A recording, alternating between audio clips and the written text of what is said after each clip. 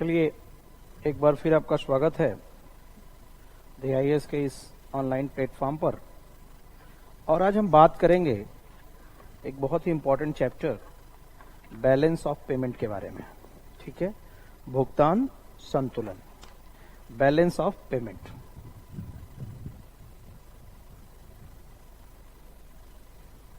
Balance of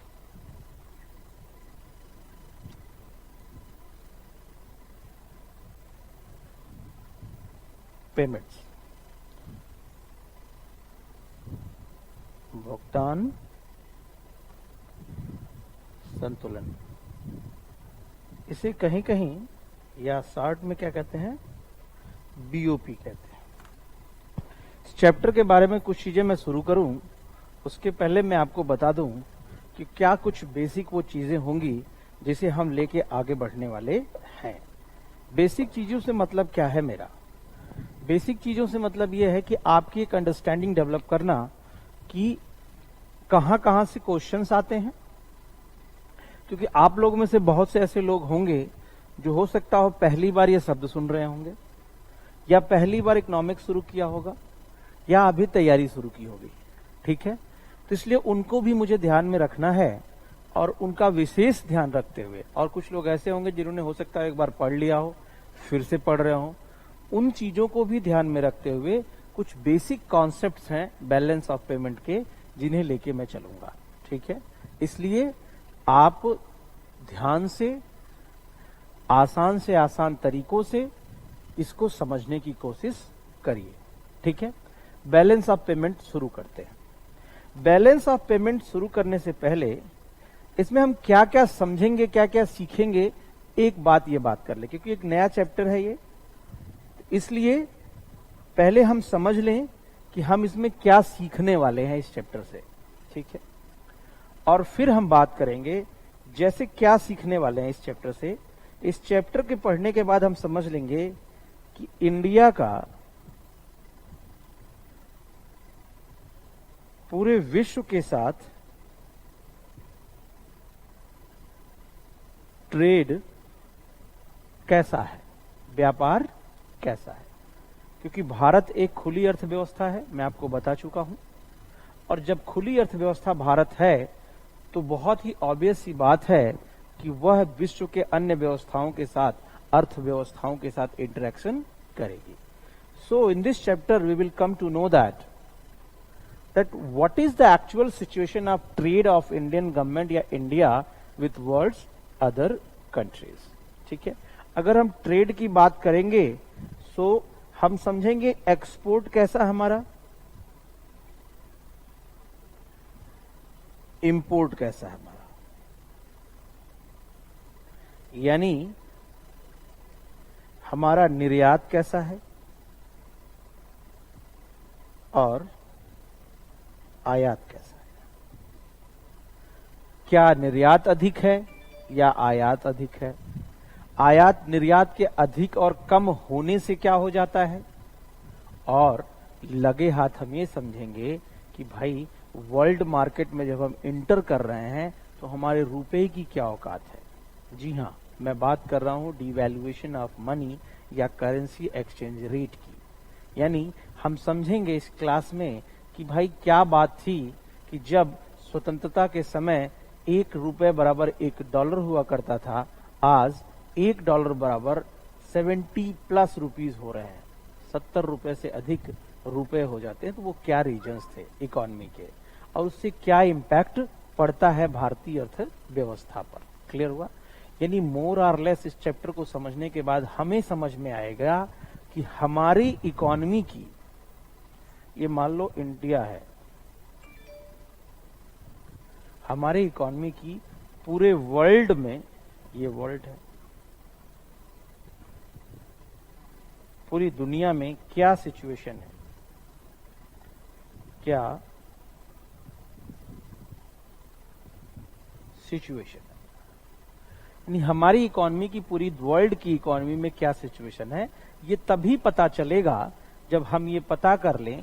पहली बात तो ये पता कर ले, जिसके पिछले चैप्टर में पढ़ा, हमारी औकात क्या है, यानी नेशनल इनकम क्या है हमारी, इससे भी हमें पता चल जाता है। फिर उसके बाद से पता चलता है कि भाई दूसरे कंट्रीज के साथ इनका उठना बैठना कैसे है।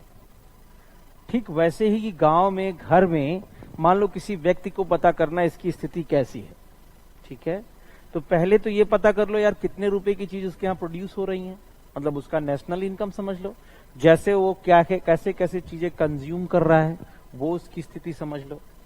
फिर दूसरी बात से क्या हो जाता है, दूसरा उसका कंडीशन पता चल सकता है कि बाहर के लोगों के साथ उसका उठना बैठना कैसे है, यानी कैसे लोगों के साथ वो उठता बैठता मतलब वो कैसे ट्रेड करता है, कैसे वस्तुओं को देता है, कैसे लेता है चीजों के साथ, तो उससे भी उसकी स्थिति पता चल सकती है।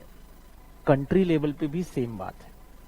कंट्री लेवल पे पहले स्टेबल पीरियड में आप उसकी नेशनल इनकम निकाल लो, फिर अगला कंडीशन क्या होता है कि वो कंट्री दूसरे कंट्री के साथ क्या इंपोर्ट कर रही, क्या एक्सपोर्ट कर रही है, मिला जुला के वो ट्रेड क्या कर रही है, उस ट्रेड की स्थिति अगर हम पता कर लें तो हम उस कंट्री की वस्तु स्थिति को हम जान लेंगे। तो मैं कहना क्या चाह रहा हूं, बैलेंस ऑफ पेमेंट चैप्टर का क्या क्रक्स होगा ये समझिए। अब समझते हैं क्या, मतलब क्या हम उसमें सीखेंगे।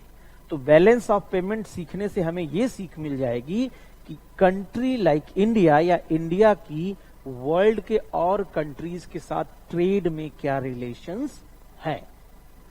ये इस चैप्टर को पढ़ने के बाद हम सीख लेंगे। अब आपसे कोई पूछ लेगा what is why balance of payment, अब हम वो कैसे सीखेंगे और सीखने के बाद आपके लिए क्या उपयोगी है ये ज्यादा जरूरी है। यानी मान लीजिए इस चैप्टर को पढ़ा आपने तो आपने ये समझ लिया कि इंडिया की आउटसाइड वर्ल्ड से क्या रिलेशन है। कैसे relation, trade relation. Trade relation कैसे हैं इंडिया के आउटसाइड ऑफ वर्ल्ड के साथ, ट्रेड रिलेशन कैसे हैं, पहले हम ये जान लेते हैं, ठीक है। अब दूसरी बात क्या है, कैसे हम ये जानेंगे इस चैप्टर को। और अगर आप जान लिए स्थिति तो आपके जानने से क्या फायदा, इंडिया के ट्रेड की स्थिति आप जान लेंगे उससे क्या फायदा होने वाला है, या इंडिया का पूरे वर्ल्ड के कंडीशन के रूप में आप एक एस्पिरेंट हैं। अगर आप बीओपी पढ़ लिए, इंडिया के ट्रेड की कंडीशन जान गए तो उससे आपको क्या होने वाला है, आपको क्या फायदा मिलने वाला है। तो देखिए आपको फायदा ये होगा कि आपको ये जानना है कंडीशन के बाद एग्जाम जो आएगा, एग्जाम में कहां से क्वेश्चंस आएंगे, आपकी समझ को पूछा जाएगा, वो आप जवाब दे देंगे, चाहे वो प्रीलिम्स के पॉइंट ऑफ व्यू से हो, चाहे वो मेंस के पॉइंट ऑफ व्यू से हो। अगर ये जवाब आप दे देंगे तो आपके इस चैप्टर को पढ़ने की क्या उपयोगिता समझ में आ जाएगी। लेकिन अब सवाल ये है कि यानी हम ऐसे पढ़ाई करें या ऐसे स्टडी अपना करें क्या कि हमें पता चल जाए, या हम वहीं जाएं कि जहां से सवाल आ सकते हैं, ठीक है। तो अब आप थोड़ा सा सोचिए कि किसी कंट्री का पूरे दुनिया के साथ रिलेशन खोजना है, कैसा रिलेशन, ट्रेड का रिलेशन। तो एक बात बताओ, क्या वो कंट्री जब ट्रेड का रिलेशन खोजोगे तो वो माल अपना देगी दुनिया को, और जो जरूरत होगा वो लेगी। क्लियर हुआ। और इसी के बेस पे ही वो ओपन इकोनॉमी होगी। अब आप समझिए थोड़ा सा, आपने एक टर्म सुना होगा चालू खाते का घाटा, व्यापार घाटा, ये सब क्या टर्म्स होते हैं इसको समझिए। इसको समझने से पहले फिलहाल अभी भुगतान संतुलन का मतलब क्या समझ लेते हैं। क्या होता है भुगतान संतुलन,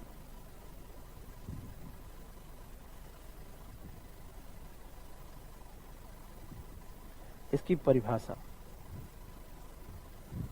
इसकी परिभाषा समझने के लिए आपको कुछ नहीं करना है। क्या किसी एक देश के निवासियों द्वारा, ये मान लो एक कंट्री है, कंट्री कौन है, इंडिया। इस कंट्री का ये मान लो रेस्ट ऑफ वर्ल्ड है, रेस्ट ऑफ वर्ल्ड। तो एक भुगतान संतुलन में कहता है किसी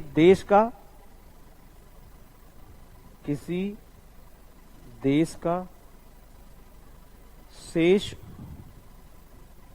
विश्व के साथ निर्यात या आयात, और इसको कह सकते हैं एक साथ आर्थिक लेन देन, आर्थिक संबंध को ही भुगतान संतुलन कहते हैं। ठीक है, यानी what is balance of payment? It's a economic relationship of a country with world's other countries या रेस्ट ऑफ वर्ल्ड। किसी देश के नागरिकों का या वहां के निवासियों का क्या दुनिया की शेष दुनिया के देशों के साथ जो आर्थिक लेन देन का संबंध होता हो उसे क्या कहते हैं? भुगतान संतुलन। ठीक है, और यह लेन देन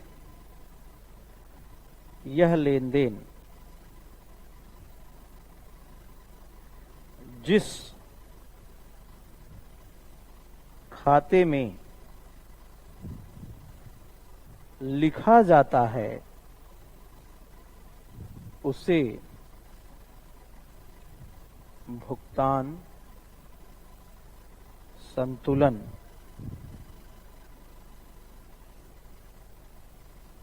खाता कहते हैं। उसे क्या कहते हैं? भुगतान संतुलन खाता कहते हैं। ठीक है, फिलहाल अभी मैं आपको बताऊं कि आप बताइए, अब आपके मन में एक टर्म आया खाता, अकाउंट किसे कहते हैं? तो छोड़िए देश के स्तर पे, देश पे तो चीजें होती हैं।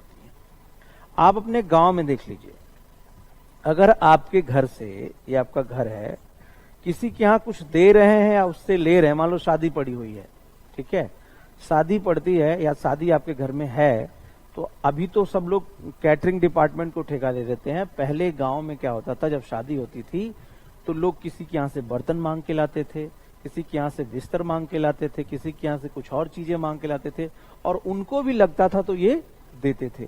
तो जब किसी के यहां से आप कुछ मांग के लाओगे तो कहीं लिखोगे? बोलिए, नहीं लिखोगे।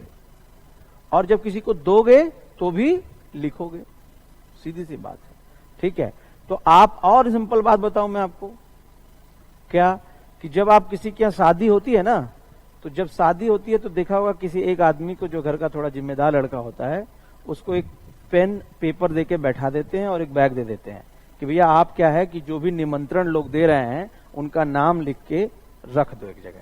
मैं खाता समझा रहा हूं बस। तो यानी जो भी उनके यहां पैसा आया उस फंक्शन में, वो क्या करेंगे? रख देते हैं अपने जगह पे। ठीक है, जैसे मान लो कि एक आदमी है और उसके यहाँ फंक्शन पड़ा, तो भाई जो मालिक है, वो घर का जो मेन गार्जियन है, वो तो नहीं बैठेगा, किसी आदमी को बैठा देगा, और वो सबका नाम, इनके यहाँ 500, इनके नाम से 500, इनके नाम 1000, 5000, 1000, 1000, 1000 ऐसे होता है। और जब फंक्शन बीत जाता है तो घर का ओनर बैठ के वो डायरी मिलाता है। ठीक है, अब मान लो इसमें कोई शुक्ला जी हैं, ठीक है, अब शुक्ला जी ने दिया है क्या? 100 रुपया। और शुक्ला जी के यहां जब लड़की की शादी थी तो आपने कहीं वो भी दिया है, वो भी तो लिखा होगा, आपको याद होगा या एक जगह लिखा होगा आपने। हो सकता है आप एक ऐसा खाता रखते हो कि जिसको जिसको पैसा दे के जाते हो डायरी में लिखते होंगे आप। ठीक है, अब शुक्ला जी को आप दे के आए थे 1000, अब शुक्ला जी ने कितना दिया? 100 रुपए। ठीक है, अब आपको क्या लगेगा कि यार शुक्ला जी, ठीक है, क्या कर रहे हैं? गड़बड़ कर रहे हैं, हमारा इनके साथ भैया घाटा हो गया, दिया तो इनको इतना है, दे इतना रहे हैं हमको। ठीक है, मैं क्या कह रहा हूं, बस एक बेसिक बात बता रहा हूं कि जब आप किसी को देते लेते हैं तो उसका कहीं मेंटेनेंस करते हैं, कहीं लिखते हैं ना, वो क्या कहलाता है? खाता। अब देश के साथ भी यही होता है, जब देश में कुछ इंपोर्ट होता है वो भी लिखा जाता है, और देश से कुछ एक्सपोर्ट हो जाता है वो भी लिखा जाता है। और कुछ भी पैसा देश में आ रहा है उसको कहीं लिखेंगे, कुछ भी पैसा देश से बाहर जा रहा है तो उसको कहीं लिखेंगे। और यही लेखा जोखा जिस खाते में होता है उसे भुगतान संतुलन खाता कहते हैं। बहुत आसान है, कोई टेंशन नहीं है। आप घर से समझोगे तो अपने आप समझ में आ जाएगा आपको कि भाई आप किसी को दे रहे हो तो कहीं मेंशन करोगे ना, और आपके यहां ले आ रहे हो तो भी आप मेंशन करोगे, और जब एक साथ बैठोगे तो देना और लेना मिलाओगे दोनों खाते एक साथ, तो देखा यार दिया तो हमने ज्यादा है, मिला हमें कम है। इसका मतलब क्या हुआ? इसका मतलब हमें घाटा हुआ, ठीक है, क्योंकि हमें अधिक भुगतान करना पड़ा है जबकि मेरे चीजों पे किसी ने कम भुगतान किया है, ठीक है। तो जैसे मान लीजिए आपको अधिक भुगतान करना पड़ा है, इसका मतलब पैसा ज्यादा देना पड़ा, इसका मतलब आयात आपको अधिक करना पड़ा है। और आप जब निर्यात करोगे तब तो कोई भुगतान करेगा आपको पैसा मिला है कम, यानी आपका एक्सपोर्ट कम हुआ है। तो बताओ कोई कंट्री एक्सपोर्ट कम रुपए का कर रही है, इंपोर्ट ज्यादा रुपए का कर रही है, तो क्या होगा? घाटा होगा ना। तो मैं वहां आऊंगा, फिलहाल अभी आप ये समझ पाए भुगतान संतुलन खाता किसे कहते हैं। खाता सीधी सी बात है, मैंने कहा भुगतान संतुलन किसे कहते हैं। What is balance of payment? Balance of payment is a system in which you can find out the one countries relation with rest of the world countries. Which kind of relation? It is called economic relation. What is kind of relation? Economic relation. How do you define the economic relation of a country? When you find out that the export is done by the country and import is done by a country. When you mention those things, then you will find out that this is the economic relation. और क्या economic relation हो सकता है मुझे बताइए? Import export goods and services का, ठीक है। तो भुगतान संतुलन इसे कहते हैं। एक देश का विश्व के अन्य देशों के साथ आर्थिक संबंधों की परिपाटी ही क्या कहलाती है? भुगतान संतुलन कहलाती है। अगला स्टेप आया, भाई भुगतान संतुलन खाता किसे कहते हैं? तो भाई जिस खाते में देश की आर्थिक गतिविधियों यानी आयात और निर्यात का मेंटेनेंस रखा जाता है वही कहलाता है भुगतान संतुलन खाता। अब भुगतान संतुलन खाते में आप देखेंगे आयात किस किस चीज का होता है, निर्यात किस किस चीज का होता है। क्या आयात निर्यात को छोड़ करके भी कुछ पैसे भारत के अंदर आते हैं? यानी जैसे आपने ट्रेड किया तो क्या कुछ और पैसा भी इंडिया में आता है क्या? वो नहीं लिखा जाएगा क्या? जैसे रेमिटेंस हुआ, जैसे क्या हुआ किसी से उधार लिए। जैसे मान लीजिए जब शादी पड़ी है तो किसी से सामान लेके आए तो उसको अलग रखोगे आप कि ये सामान का लेन देन है। लेकिन किसी से कैश उधार ले लिया तो उसको भी उसी में लिखोगे क्या? उसके लिए एक अलग खाता बनाओगे। समझ में आ गई बात की नहीं? ठीक है। तो इसलिए भुगतान संतुलन खाता के भी कुछ दो तरीके निकल के आ रहे हैं, ठीक है। अब मान लीजिए क्या हुआ कि गुड्स एंड सर्विसेज भी एक चीजें होती हैं। गुड्स क्या होती हैं? दिखाई देती हैं। सर्विसेज क्या होती हैं? दिखाई नहीं देती हैं। यानी हम स्टेप बाय स्टेप समझेंगे। मैंने कहा अभी हमने समझा भुगतान संतुलन किसे कहते हैं, फिर हमने समझा भुगतान संतुलन खाता क्या होता है, बैलेंस ऑफ पेमेंट अकाउंट क्या होता है, ठीक है। अब भुगतान संतुलन खाता में क्या होता है कि दो तरह की होती है। क्या क्या? भुगतान संतुलन खाता यानी क्या कहते हैं?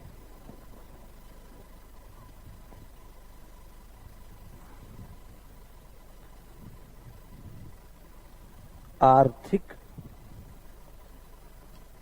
लेन देन का खाता भुगतान संतुलन खाता कहलाता है। भुगतान संतुलन क्या होता है? एक देश का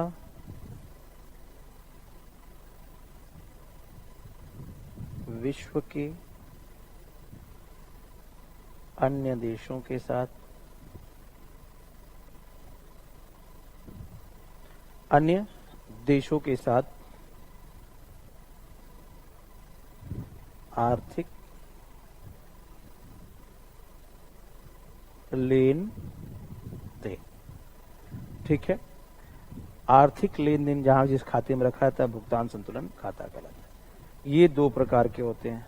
अब इसमें भी कुछ डाइवर्जन मिलेगा। मैंने कहा घर से जोड़िए, शादी की चीज है। एक तो होता है चालू खाता,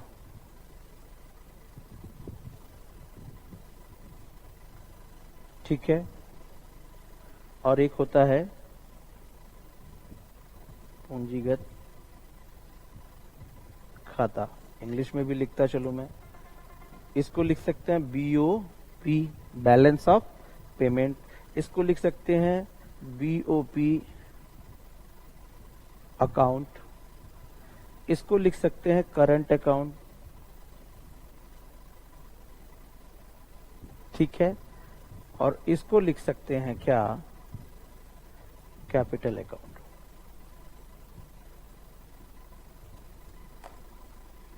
क्या लिख सकते हैं इसको, कैपिटल अकाउंट, ठीक है। अब देखिए क्या होता है,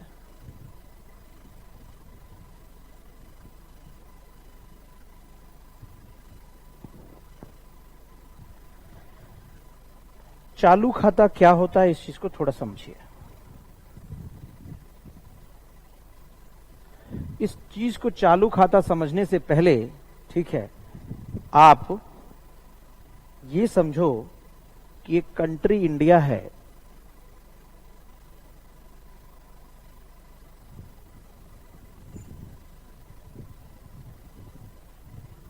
इंडिया है, तो इंडिया से क्या क्या एक्सपोर्ट, क्या क्या इंपोर्ट हो सकता है, ठीक है, या इंडिया से क्या क्या निर्यात, आयात समझ लो पहले। इंडिया से, इंडिया में क्या क्या इंपोर्ट हो सकता है। एक तो गुड्स,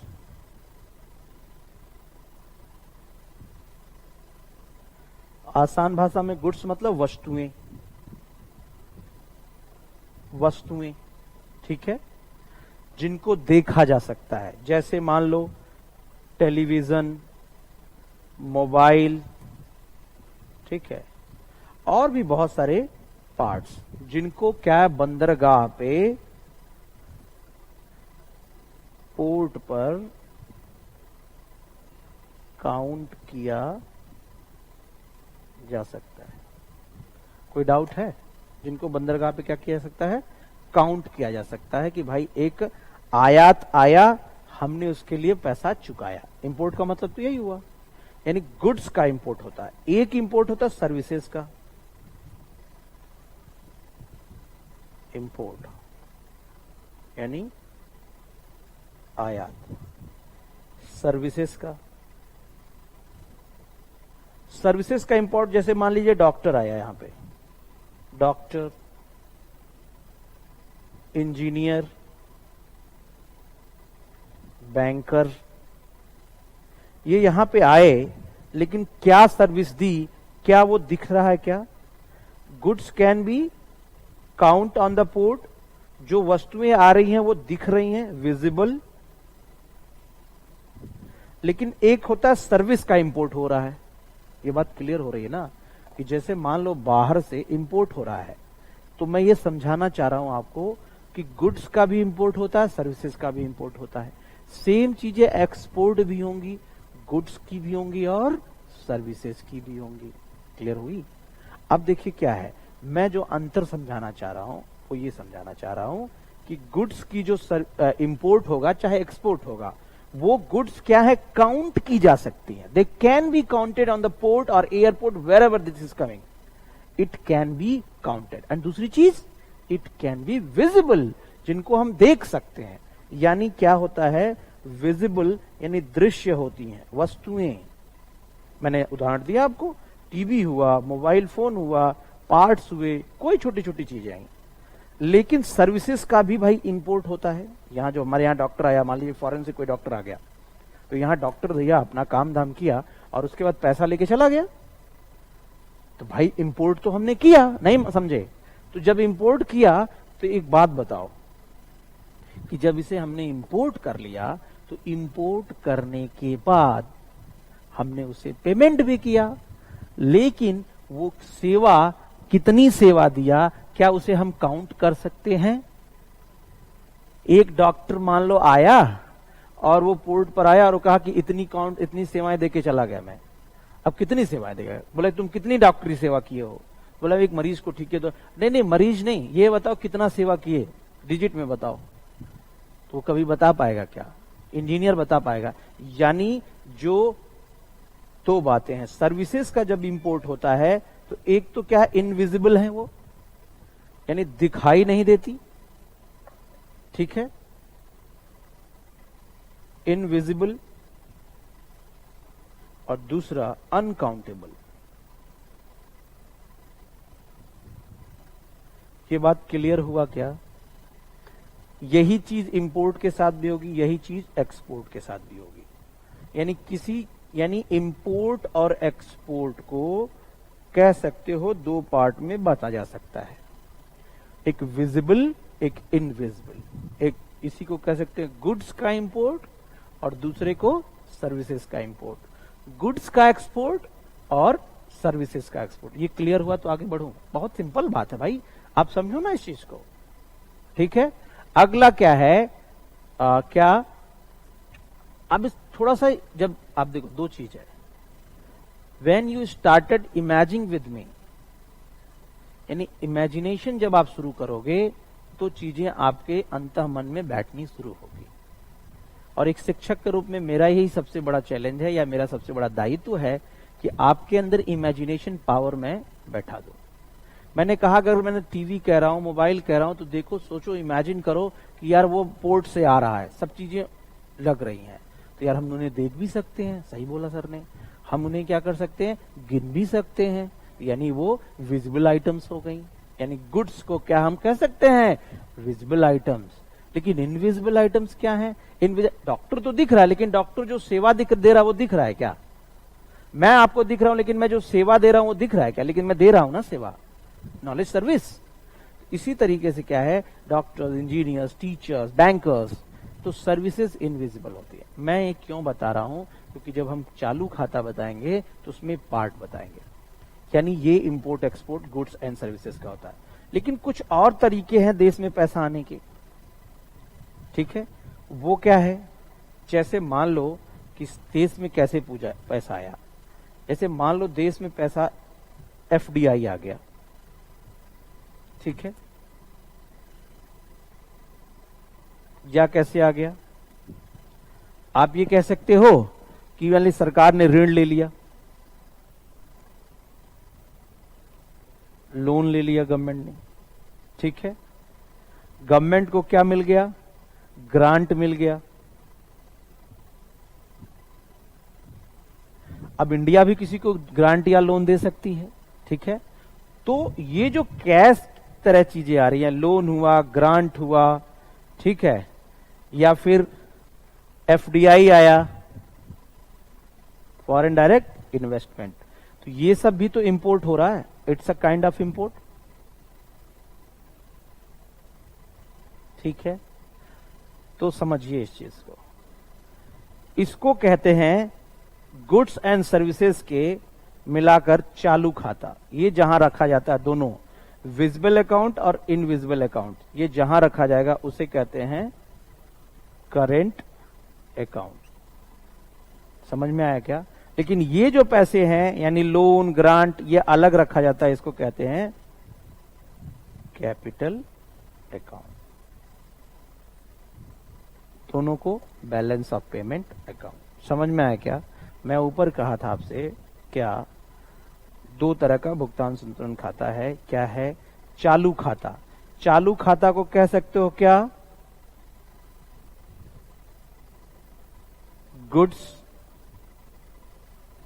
यानी विजिबल अकाउंट, विजिबल अकाउंट, ठीक है, या दूसरा इनविजिबल यानी सर्विसेज।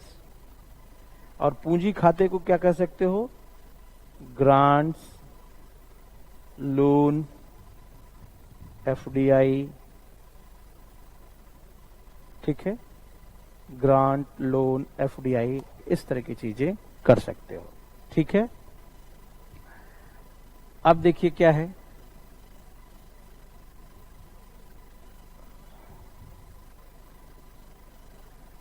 अब ये है आपका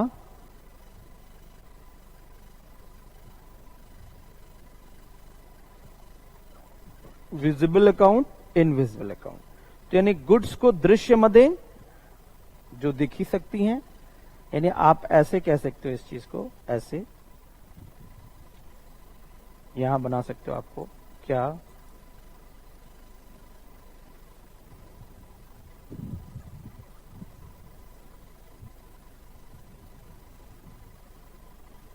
भुगतान संतुलन खाता, ये हो सकता है क्या, चालू खाता यानी करेंट अकाउंट, और ये हो जाएगा कैपिटल अकाउंट यानी पूंजीगत खाता या पूंजी खाता। चालू खाता को भी आप दो में बांट सकते हो, क्या, दृश्य और अदृश्य मदे। ठीक है, दृश्य और अदृश्य, इसको कह सकते हो विजिबल और ये इनविजिबल। मैंने दृश्य अदृश्य का बताया आपको। विजिबल को कह सकते हो क्या, गुड्स, और इसको कह सकते हो सर्विसेज। और दरअसल इंपोर्ट एक्सपोर्ट इन्हीं का होता है। ठीक है, यानी विजिबल और इनविजिबल, यानी इसको कह सकते हो वस्तुएं और सेवाएं। इसको अभी छोड़ दो, इसको छोड़ दो, ठीक है ना। अब इसमें क्या है, इसको अभी बाद में बताएंगे। ठीक है, अब इसमें क्या है कि दरअसल क्या होता है, इन्हीं का एक्सपोर्ट या इंपोर्ट होता है, या तो वस्तुओं का एक्सपोर्ट होगा या तो इन्हीं को, इसीलिए इसे ट्रेड भी कहते हैं। दरअसल व्यापार क्या होता है, ट्रेड क्या होता है, वस्तुओं और सेवाओं के इंपोर्ट और एक्सपोर्ट से ही चलता है। ठीक है, अब इन्हीं को कह सकते हैं, चालू खाते को ही क्या कह सकते हैं, व्यापार खाता कह सकते हैं, ट्रेड अकाउंट कैसे कह सकते हैं, समझे आप। चले तो यहां पे देख ले, दृश्य मध्य वस्तुएं, यानी इसका मतलब जो देखी जा सकती हैं और जो पोर्ट पर गिनी जा सकती है। अगला यहां कह सकते हो क्या, दिखाई नहीं देती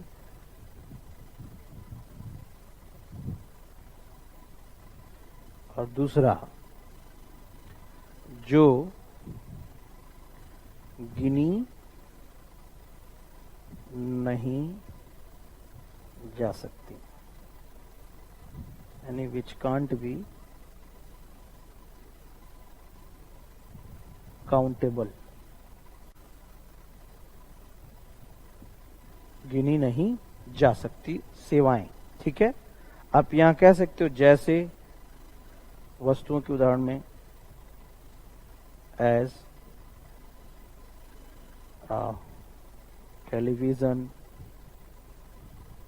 मोबाइल, पार्ट्स, etc। यहां पे क्या है, services given bye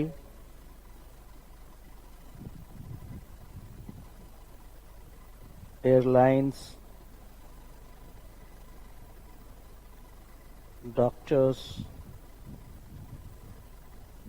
engineers, etcetera. Clear, कह सकते हो ऐसे लिख के कि एक्सपोर्ट इंपोर्ट इन्हीं का होता है, एक्सपोर्ट एंड इंपोर्ट इन्हीं का होता है।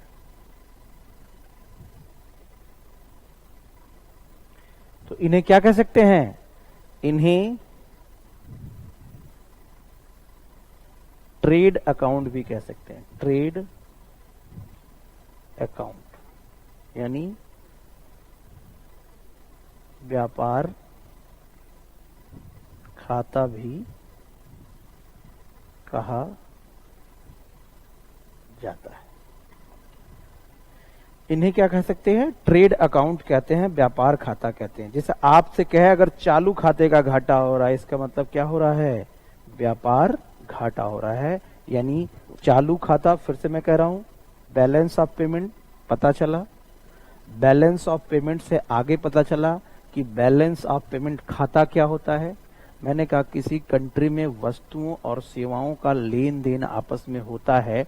वस्तुओं का जब लेन देन होगा तो उन्हें क्या कहते हैं? यानी उसको वस्तुओं और सेवाओं का लेन देन जहां होता है उसे करंट अकाउंट में रखते हैं, ठीक है।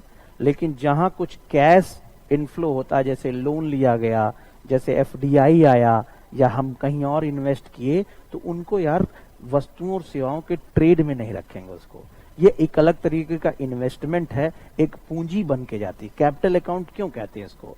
इसलिए क्योंकि एक कैपिटल के रूप में वो आती है। जैसे मान लो एफडीआई आ गया इंडिया के अंदर, तो एफडीआई क्या है? एक कैपिटल है जो उस फॉरेनर ने इंडिया में इन्वेस्ट किया है, तो इसलिए उसको हम करंट अकाउंट में नहीं रखते, उसको रखेंगे हम किस में? कैपिटल अकाउंट में। इसलिए मैंने कहा बैलेंस ऑफ पेमेंट अकाउंट के भी दो पार्ट होते हैं, एक तो चालू खाता यानी करेंट अकाउंट, और दूसरा कैपिटल अकाउंट। कैपिटल अकाउंट को थोड़ा होल्ड करो, क्योंकि कहा वहां पे क्या है, सरकार द्वारा लोन लिया जा रहा है, बाह्य सहायता आ रही है, यानी क्या हो रहा है, एफडीआई आ रहा है, वो बल्क अमाउंट में पैसे आ रहे हैं। ठीक उसी तरीके से मैंने कहा कि जैसे मान लीजिए आपने क्या किया, आपके घर शादी हो गई हो, तो शादी हो रहा है तो आपने किसी को सामान दिया या उसके यहाँ से सामान आपके यहाँ आया तो एक जगह लिख दिया, लेकिन आपने कुछ रुपए की यहाँ उसके यहाँ जाके सेवा कर दी, उसने आके आपके यहाँ कुछ सेवा कर दी, उसको एक जगह रख लेंगे और इन दोनों को मिलाकर के कहते हैं करेंट अकाउंट। लेकिन क्या हुआ, अगर उसने क्या किया, आपको 10 लाख रुपए या 5 लाख रुपए कैश में दे दिए, तो भाई उसको सेवा और वस्तुओं के खाता में नहीं रखेंगे, उसको अलग रखेंगे, जिसे हम कहते हैं कैपिटल अकाउंट। क्लियर हुआ? कंट्री के साथ भी सेम चीजें होती हैं। कंट्री जब आदान प्रदान करती है, एक्सपोर्ट इंपोर्ट करती है, किसकी? गुड्स की और सर्विसेज की, तो उसको क्या कहते हैं? करेंट अकाउंट में रखते हैं। अब करेंट अकाउंट के भी दो पार्ट मैंने कहा। भाई देखो ऐसा पार्ट क्या है, यानी विजिबल आइटम्स, इनको देख लो, होगा वो करंट अकाउंट। लेकिन हम ये चेकआउट करेंगे कि भाई एक काम करो, हम एक गुड्स का खाता अलग बना लेते हैं करंट में ही, और एक सर्विसेज का खाता अलग बना लेते हैं, यानी कितने रुपए की वस्तुएं हमने ली या कितने रुपए की वस्तुएं दी, और दूसरी बात क्या है कि कितने का सेवा लिया हमने और कितने का सेवा दिया। इसलिए करंट के दो पार्ट हो गए। और दरअसल क्या है, ट्रेड इसी को कहते हैं। मैंने यही कहा कि जब करंट अकाउंट को ही ट्रेड कहते हैं। क्लियर हुआ? और इधर जो कैपिटल अकाउंट है वो व्यापार का पार्ट नहीं होता है, वो एक तरीके से इन्वेस्टमेंट होता है, या फिर एक तरीके से कैपिटल का या लेना या उसे देना कहते हैं। ये बात क्लियर हुई? आगे बढ़ूं मैं, तो मैं क्या इसे मैं करंट अकाउंट को ट्रेड डेफिसिट कह सकता हूं? चलिए इसके आगे बढ़ने से पहले दिमाग क्लियर हुआ, चीजें आई, ठीक है। मैंने कहा विजिबल आइटम्स और इनविजिबल आइटम, दृश्य मदे और अदृश्य मदे, ठीक है। अदृश्य मदों में क्या होता है, ठीक है,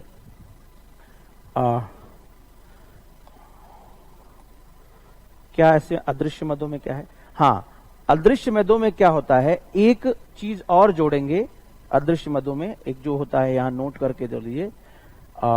चलो अभी उसको छोड़ो, अदृश्य मदों में क्या होता है वो मैं भी बताता हूं। फिलहाल एक आईएएस का क्वेश्चन करते हैं। बहुत अच्छा और बहुत प्यारा क्वेश्चन है, 2011 में आया था या 12 में आया था आई थिंक। जैसे मान लो क्वेश्चन आया कि इंडिया में, मान लो इंडिया में मानना क्या, कॉमनवेल्थ गेम हुए थे, कॉमनवेल्थ गेम्स हुए और इसे देखने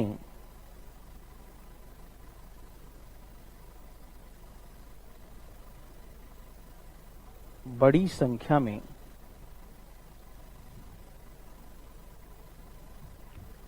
विदेशी आते हैं।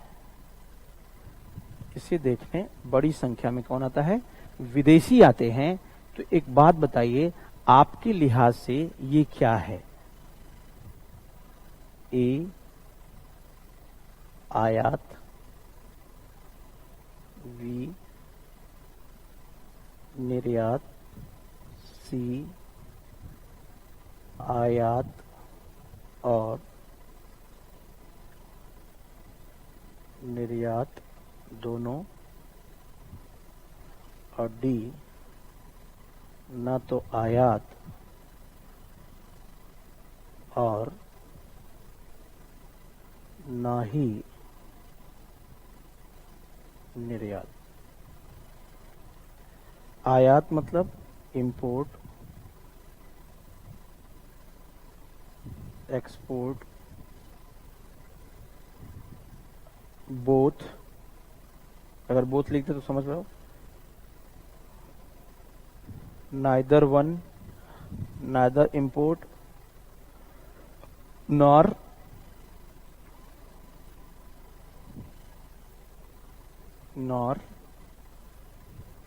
एक्सपोर्ट। बताइए, दिमाग लगाइए थोड़ा सा, अच्छा क्वेश्चन है। अगर भारत में कॉमनवेल्थ गेम्स देखने 2010 में इंडिया में हुआ था, और ये घोटाला भी हुआ था, ये यूपीएससी का क्वेश्चन है। अगर कोई विदेशी आता है या देखने में बड़ी संख्या में विदेशी आते हैं, तो भारत के लिहाज से फ्रॉम इंडियन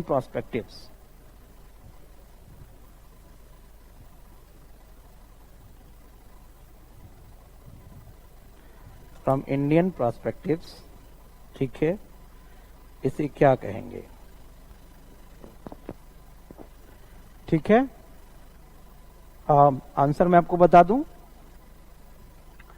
इसका आंसर होगा निर्यात। क्या आंसर होगा इसका? निर्यात, एक्सपोर्ट। कैसे? क्योंकि हम अपनी सेवाओं का निर्यात कर रहे हैं। We are exporting our what? बहुत सारे लोग इंपोर्ट सोचे होंगे, फॉरेनर्स आ रहे हैं, पैसा लेके आ रहे हैं, ठीक है, तो इसलिए क्या होगा? ये हमारे लिए इंपोर्ट होगा? नहीं, इंपोर्ट नहीं होगा, ये एक्सपोर्ट है।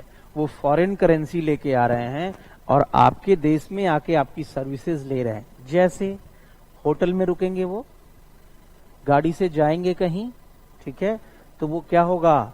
आप एक्सपोर्ट कर रहे हो अपनी सर्विसेज का, ठीक है, और वो कैसी, वो किस में लिखी जाएंगी? आपकी इनविजिबल अकाउंट में, यानी अदृश्य में आएगा, करेंट अकाउंट के। ठीक है, बात क्लियर हो रहा है? ठीक है, और अदृश्य में मैंने कहा एक और चीज ऐड किया जाता है अदृश्य खाते में, करेंट अकाउंट वाले अदृश्य खाते में। यहां पे आप आइए, मैंने इनविजिबल बोला, ये सर्विसेज तो हो रही हैं, इसके साथ साथ, ठीक है,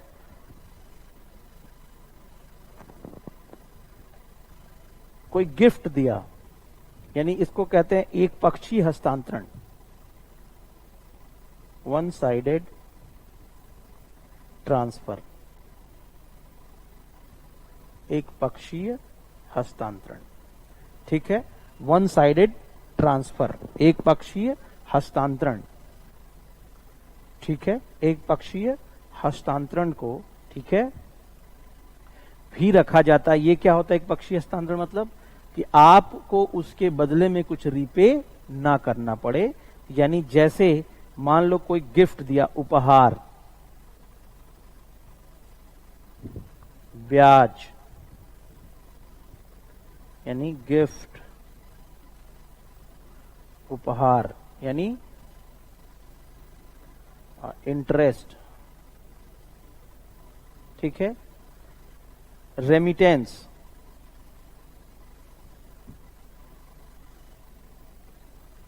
यानी रेमिटेंस का मतलब होता है कर्मचारियों द्वारा अपने देश में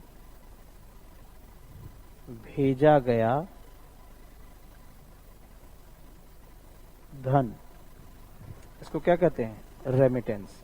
और इंडियंस बता दूं पूरे वर्ल्ड में इस मामले में नंबर 1 पे हैं। रेमिटेंस देने के मामले में पूरे वर्ल्ड में इंडियंस क्या हैं? नंबर 1 पे हैं। ठीक है, तो यानी कर्मचारियों द्वारा देश में भेजा गया धन रेमिटेंस। और तो इन्हें भी इनविजिबल पार्ट में रखा जाता है। ठीक है, क्लियर हुई बात? अब देखिए,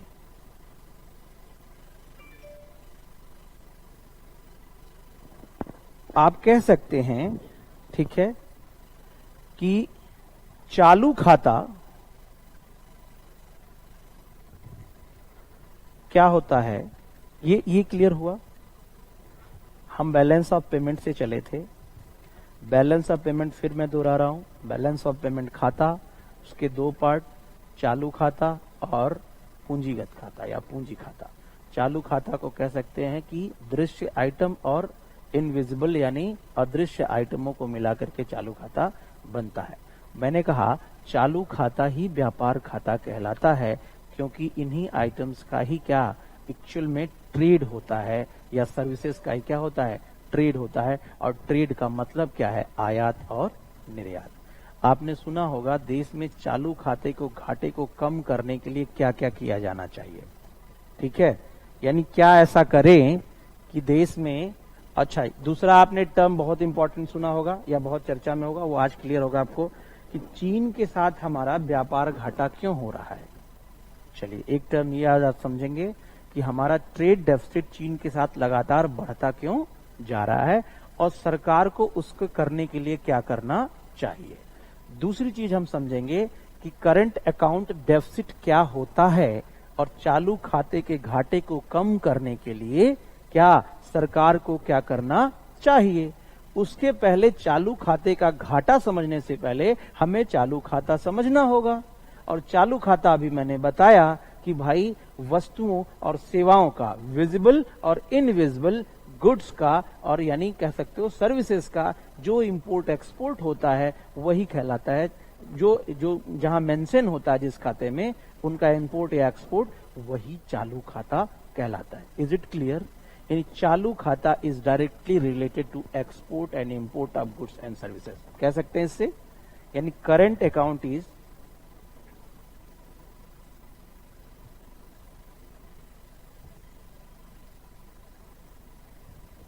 always related to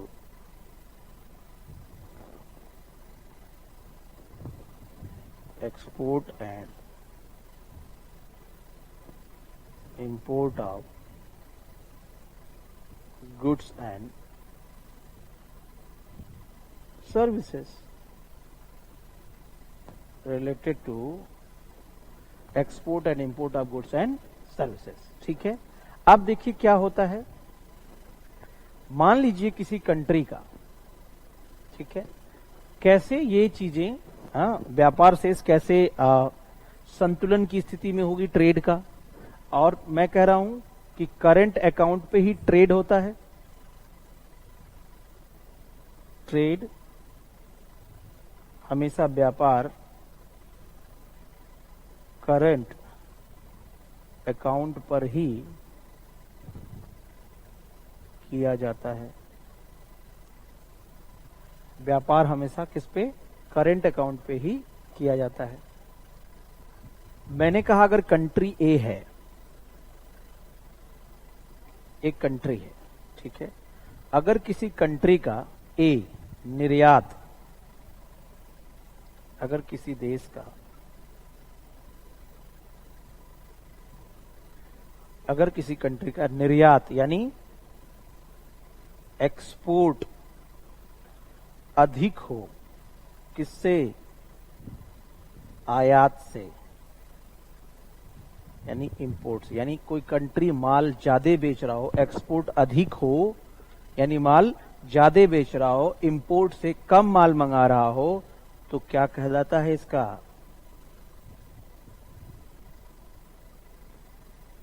अनुकूल ट्रेड। अनुकूल व्यापार या फेवर ट्रेड कह सकते हो, या सरप्लस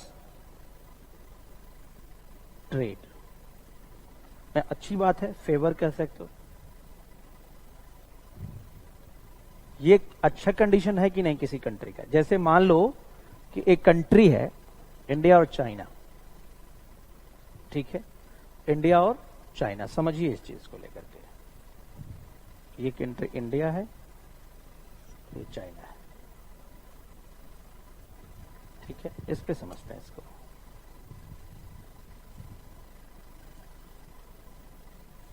इंडिया चाइना,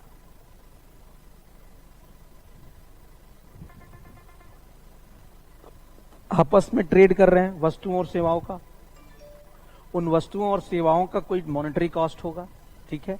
मान लो इंडिया ने क्या किया कि चाइना को वस्तुएं और जो सेवाएं दी, ठीक है, उनकी क्या वैल्यू क्या है, वस्तुएं और सेवाओं की जो सर्विसेज दी, यानी एक्सपोर्ट किया, यही तो दिया, एक्सपोर्ट किया, और उसकी वैल्यू क्या है, 1000 करोड़ है। 1000 करोड़ रुपए का एक्सपोर्ट किया, यानी 1000 करोड़ रुपए फॉरेन करेंसी हमारे पास आएगी। आएगी कि नहीं आएगी, बताइए, आएगी कि नहीं आएगी। और चाइना ने हमें क्या दिया, मात्र क्या 100 करोड़ का। हमने केवल 100 करोड़ की वस्तु ली उससे, ठीक है। तो मान लो क्या हुआ कि 1000 करोड़ की रुपए की चीज उसे हमने दी, हमने उससे लिया कितने का, 100 करोड़ का। यानी ऐसी स्थिति में हमारा कंडीशन 1 क्या है, एक्सपोर्ट अधिक है किससे, इंपोर्ट से। तो हमारे ट्रेड में कितना हमारे फेवर में आएगा, 900 करोड़ रुपए हमारे फेवर में होगा, अनुकूल व्यापार होगा। होगा कि नहीं होगा। और ये 900 करोड़ फॉरेन करेंसी होगी, और फिर उससे हम कुछ नया काम करेंगे। क्लियर। अब दूसरा कंडीशन क्या है, कंडीशन 2। अगर हमने 1000 करोड़ का लिया, मैंने सर्विस दिया उसे, और 1000 करोड़ का लिया, यानी एक्सपोर्ट 1000 करोड़ और इंपोर्ट क्या 1000 करोड़। ये ट्रेड क्या होगा, बैलेंस ट्रेड होगा। हमें ना तो पैसा देना पड़ा और ना लेना पड़ा। ये कंडीशन 2 है। ऐसे कंडीशन को क्या कहते हैं, बैलेंस ट्रेड कहते हैं। लेकिन कंडीशन 3 क्या है, कंडीशन 3 इंडिया है। इंडिया दे रहा क्या, इंडिया एक्सपोर्ट कर रहा है 100 करोड़ रुपए का, और इंपोर्ट कितने का कर रहा है, 1000 करोड़ का। अब बताओ, देखो ये तो पहली कंडीशन है, ये हाइपोथेटिकल है। पहली कंडीशन हम चाहते हैं ऐसा हो, है ना, चाहते हैं कि नहीं चाहते हैं। और हम बैन लगा रहे हैं और सारी चीजें कर रहे हैं, अभी उस पर भी बात होगा। जो टिकटॉक बैन किया हमने, अभी पबजी बैन किया, इसका क्या इम्पैक्ट आने वाला है, क्या असर होने वाला, क्यों सरकार ने किया, इसको समझेंगे। फिलहाल कंडीशन एक आइडियल कंडीशन है जो इंडिया चाहता है चाइना के साथ, क्या, हमारा एक्सपोर्ट अधिक हो, इंपोर्ट कम हो, यानी उस पर डिपेंडेंसी कम हो, वो चाहता है। लेकिन तीसरा कंडीशन अभी हमारी है, क्या है हमारी कंडीशन, कंडीशन हमारी ये है कि हम उसे दे रहे हैं 100 करोड़ रुपए का गुड्स प्लस सर्विसेज, और मेरा मंगा कितने रहे हैं 1000 करोड़ का। तो हमें ये क्या होगा, ट्रेड डेफिसिट, घाटा होगा। घाटा होगा कैसे, कितने का पहले होगा घाटा, 900 करोड़ का हमें उसे कैश देना पड़ेगा। तो दिक्कत कहां आती है समझिए, 900 करोड़ का हमें उसे क्या करना होगा, कैश देना होगा। समस्या क्या है, तो ये है रियल कंडीशन अभी चाइना के साथ हमारी, जिसे हम व्यापार घाटा कहते हैं या चालू खाते का घाटा कहते हैं। कोई डाउट। तीनों कंडीशन मैंने बताई चाइना के साथ।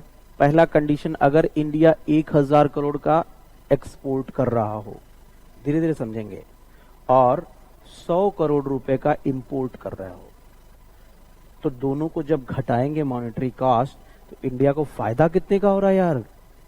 यानी 900 करोड़ क्या है हमारे में? ये ट्रेड हमारे फेवर में होगा कि या हमारे विरुद्ध होगा बताइए?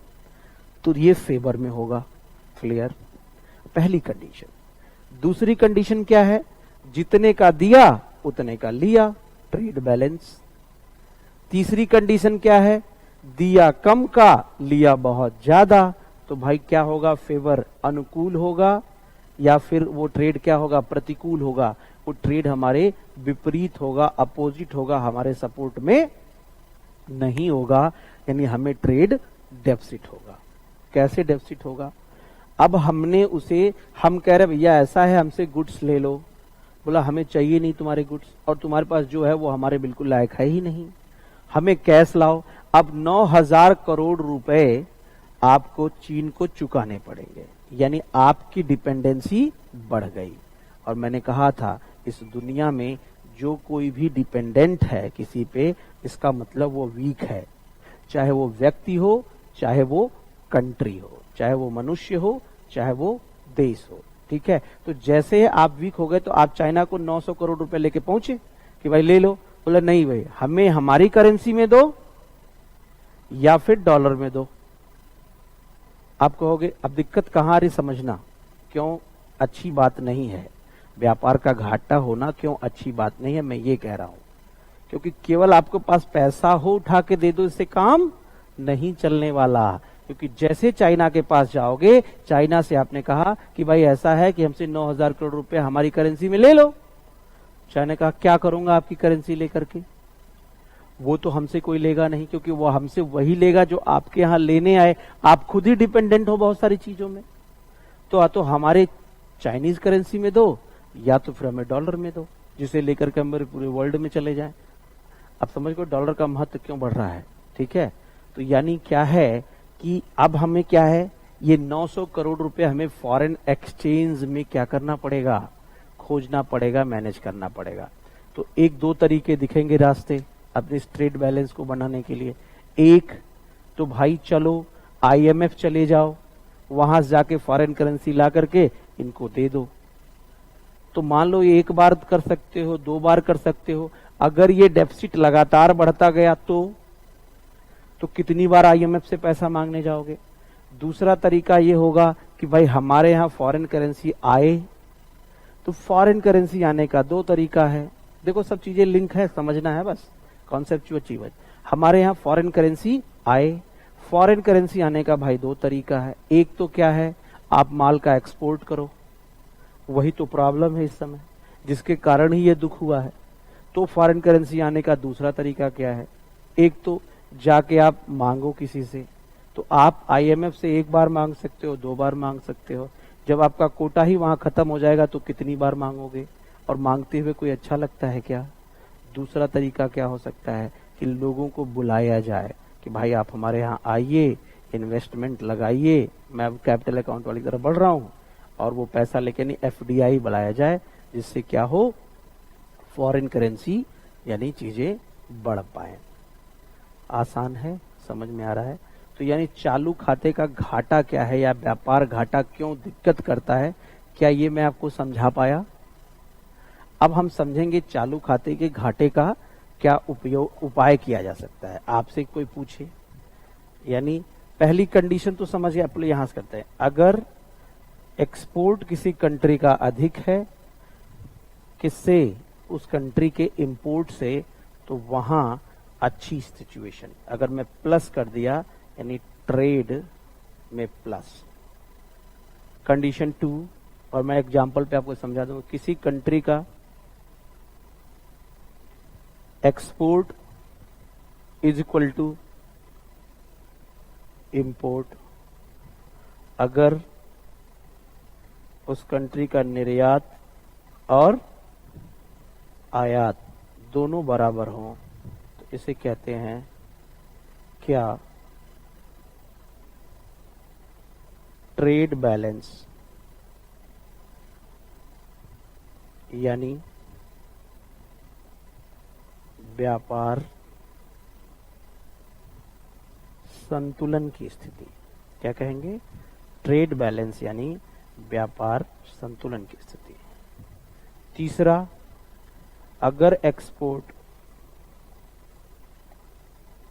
इसे रेड से लिख रहा हूं, अगर एक्सपोर्ट क्या हो? कम हो, किससे? इंपोर्ट से, तो इसे कहेंगे ट्रेड डेफिसिट, और इसे ही कहीं कहीं चालू खाते का घाटा या व्यापार घाटा की स्थिति कहलाती है। इंडिया मोर और लेस इस कंडीशन से जूझ रहा है। अब आपसे मैं बताऊं कि अगर आपसे कोई पूछ ले, क्या भाई, कि मेंस में आता है और प्रीलिम्स में भी क्वेश्चन आता है, क्या कि चालू खाते के घाटे को कम करने का उपाय, ठीक है, यानी चालू खाता क्या होता है? चालू खाते का घाटा क्या होता है? जब देश के अंदर एक वित्तीय वर्ष में क्या आयात उसके निर्यात से क्या हो जाए? अधिक हो जाए, या ऐसे कह दो निर्यात उसके आयात से कम हो जाए, तो उसे क्या कहेंगे? चालू खाते का घाटा कहेंगे। चालू खाते का क्या कहेंगे? घाटा कहेंगे। अब आप बताइए, आप भारत के मान लीजिए अर्थशास्त्री हैं आप, ठीक है, आप क्या राय देंगे? आप क्या राय देंगे कि चालू खाते का घाटा या व्यापार घाटा को कम किया जा सके? आप क्या राय देंगे? चीन के ही कंसर्न में समझिए, या अपने कंट्री के कंसर्न में समझिए। थोड़ा सा सोचिए इसको, मैं फिर बताता हूं आपको, क्योंकि आप सोचिए कि आखिर ये पूछना क्या चाह रहा है। आपसे एक शब्द कह दिया कि चालू खाते के घाटे को कैसे कम किया जा सकता है, आपसे पूछ दिया हाउ टू रिड्यूस या मिनिमाइज करंट अकाउंट डेफिसिट, ये कोई कह दिया, या दूसरा कोई कह दे इसी को बात पे, how to minimise trade deficit. चिंता का विषय है चालू खाते के घाटे को कैसे कम कर सकते हैं, या चालू खाता व्यापार घाटा को कैसे कम कर सकते हैं।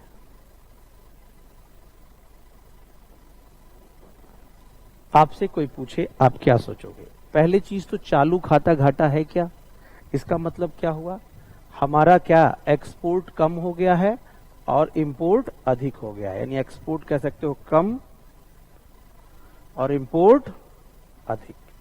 तो कैसे इसको, या तो दो तरीके हैं, इसको बैलेंस पे ले आए, या तो ट्रेड बैलेंस कर दे, या दूसरा तरीका हो सकता है यार, जो सबसे अच्छा पहला कंडीशन जो मैंने बताया था उस पे आ जाएं। तो हम कैसे आएंगे इस चीज को थोड़ा समझिए बच्चों, आप थोड़ा दिमाग लगाइए। दो बातें हो सकती हैं, बहुत सिंपल, किसी से पूछा जाए इसमें कुछ दिमाग ज्यादा नहीं लगाना है, या तो इसको बढ़ा दो, नहीं आपसे सिंपल बात कोई पूछ ले,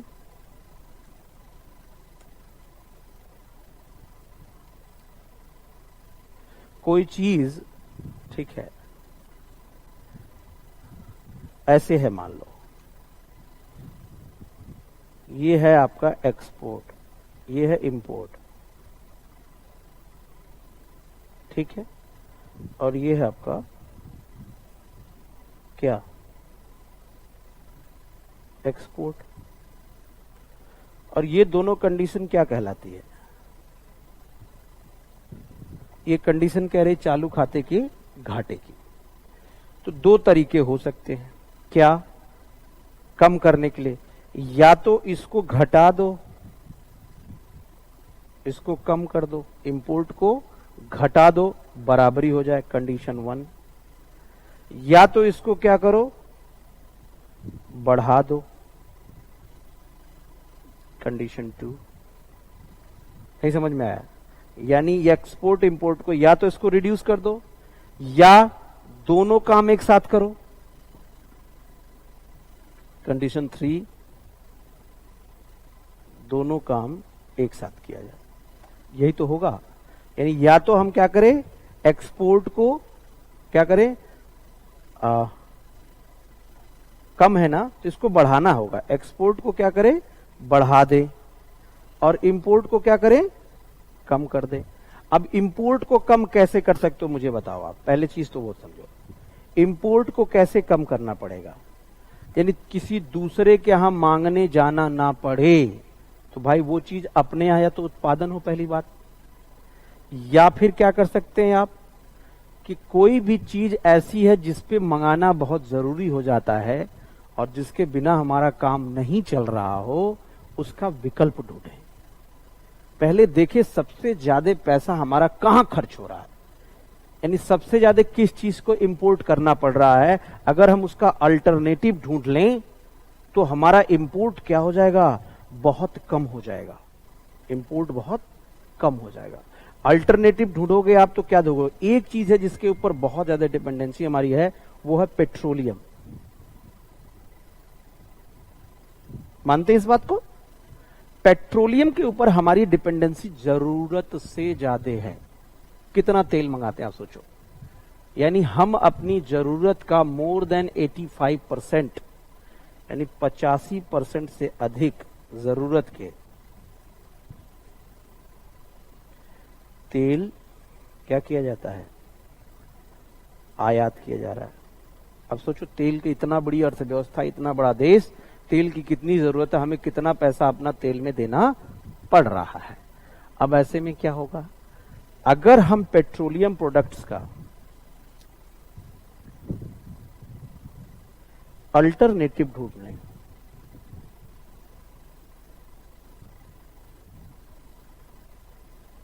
to find out alternative, petroleum पदार्थों का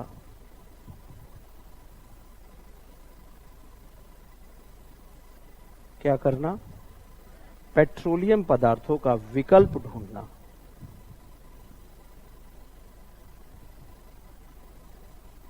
अब पेट्रोलियम का विकल्प ढूंढना, यानी इसका मतलब क्या है भाई कि हम, इसका विकल्प क्या हो सकता है पेट्रोलियम पदार्थ को ढूंढना, जैसे सोलर एनर्जी, सोलर एनर्जी, ठीक है, सोलर एनर्जी, इससे गाड़ियां चलाना या बहुत सारा काम जो तेल से चल रहा हो उससे सोलर एनर्जी की तरफ जाना, या फिर इलेक्ट्रिक एनर्जी, या फिर एथेनॉल,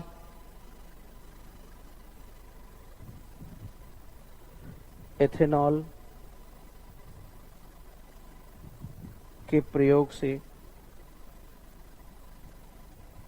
क्या डीजल बनाना, है प्रयोग ऐसा, या एक पौधा होता है जेट्रोपा कि प्लांट लगाना। ये बहुत से ऐसे कुछ ऐसी चीजें हैं जिससे क्या किया जा सकता है, उसे कम किया जा सकता है, ठीक है। और तो पहली चीज तो इस पे जो विकल्प है इसको करना। दूसरा क्या हो सकता है काम, दूसरा काम क्या है कि जो सोना है ना उसके इंपोर्ट को कम करना।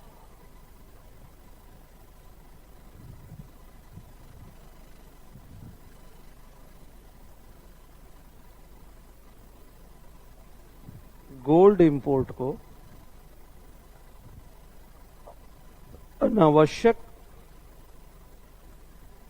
सोना के आयात पर रोक लगाना, ठीक है। अनावश्यक सोने के आयात पर, ठीक है, रोक लगाना, ठीक है। अब कैसे कह सकते हैं अनावश्यक सोने के आयात पर रोक लगाना, क्योंकि बहुत बड़े मात्रा में भारत का ऐसे कल्चर है, ट्रेडिशन है, जिससे क्या है इंडिया को बहुत बड़े मात्रा पे बहुत बड़ा अमाउंट बाहर हमारा चला जाता है, क्योंकि हम गोल्ड का क्या करते हैं, इंपोर्ट करते हैं। और गोल्ड के इंपोर्ट की खासियत ये देख लीजिए क्या है, हमारा पैसा चला गया, उतने पैसे लग गए, और शादियों में देखिए कितने उसकी डिमांड है। ठीक है, आज इतना दाम क्यों बढ़ा हुआ सोने का, इस चीज को समझिए थोड़ा सा। भारत की ट्रेडिशन ऐसा, हर घर में सोना पाया जाता है, और ये क्या करते हैं लोग, शादियों में 8-8 लाख 10 लाख ऑन एवरेज सोना बना के फिर उसको लॉकर में रख देते हैं, और लॉकर में रख के वो पैसा चला गया और वो चुपचाप लॉकर में पड़ा हुआ है। वो इकोनॉमी को क्या है, बैडली इंपैक्ट करता है। इसलिए क्या करना कि भाई हमारी आयात पे डिपेंडेंसी बढ़ती जा रही है, हमारा पैसा जा रहा है, इससे देश कमजोर हो रहा है। इसलिए क्या, हमारा ट्रेड डेफिसिट गड़बड़ हो जा रहा है। मैं अभी बात इसी बात की कर रहा हूं, क्या कि केवल इंपोर्ट को कैसे कम किया जा सकता है। एक तो पेट्रोलियम का विकल्प ढूंढिए, ठीक है। दूसरा क्या करना, दूसरी चीज क्या हो सकती है कि अनावश्यक आयात पर रोक लगाना या हाई टैरिफ लगा देना उस पे, जिससे क्या हो जाएगा, हमारा आयात क्या है, अनावश्यक जो आयात है वो कम होना शुरू हो जाएगा। और ये स्थिति हो जाएगी, जब आयात कम होगा तो फिर अब निर्यात को बढ़ाओ। दूसरा कंडीशन मैंने क्या कहा था, निर्यात को बढ़ाना, यानी निर्यात को एक्सपोर्ट करने के लिए भारत में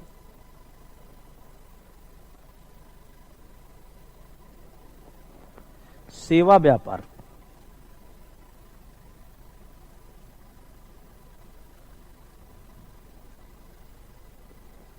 बढ़ाया जा सकता है। सेवा व्यापार का बढ़ाया जाना, यानी to increase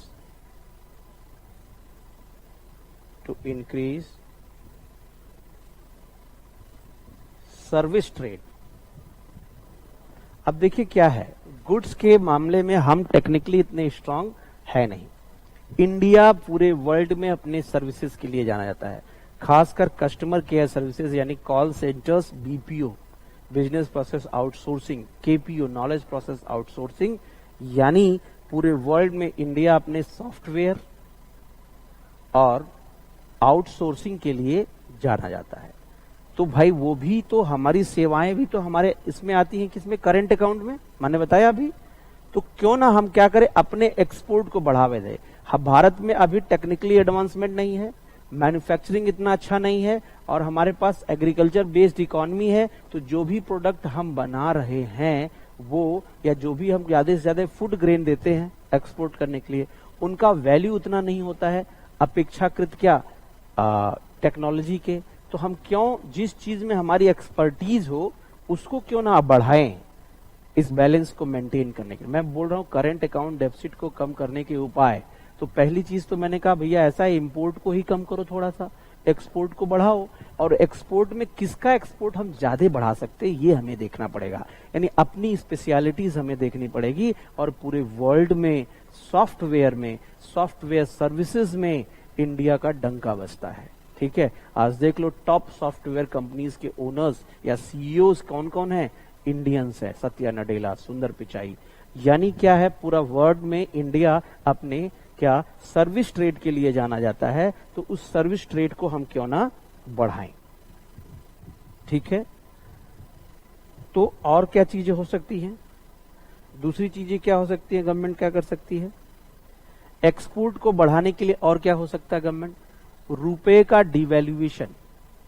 ठीक है, रुपए का अवमूल्यन, डिवैल्यूएशन ऑफ करेंसी, रुपए का अवमूल्यन किया जा सकता है। कैसे डिवैल्यूएशन, मैंने कहा था आपसे कि आजादी के समय 1 रुपया बराबर, ठीक है, $1 होता था। क्या वो कारण बन गए, हमें रुपए का डिवैल्यूएशन करना पड़ा। पहली चीज तो अब यहां टॉपिक आया है रुपए का अवमूल्यन, तो थोड़ा सा समझ लेते हैं। क्या समझ लेते हैं, क्या होता है रुपए का अवमूल्यन। और यहां समझेंगे रुपए के अवमूल्यन करने से डिवैल्यूएशन करने से यूपीएससी में क्वेश्चन पूछा शेयर मार्केट पे क्या असर पड़ता है, वो भी बताऊंगा आपको। लेकिन पहले रुपए का अवमूल्यन क्या है यहां समझ लेते हैं, फिर समझ लेते हैं क्यों किया जाता है, वाई रुपए का अवमूल्यन, और क्यों का मैं एक जगह बता ही रहा हूं, ठीक है। और फिर थोड़ा सा सोचेंगे कब कब हुआ, व्हेन डिवैल्यूएशन ऑफ मनी हुआ, इसका थोड़ा सा इतिहास समझ लेते हैं। तो क्या है रुपए का अवमूल्यन? रुपए का अवमूल्यन मतलब होता है अपनी मुद्रा, यानी रुपए को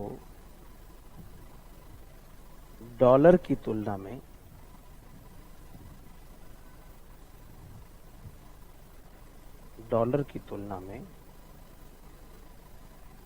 वैल्यू कम करना।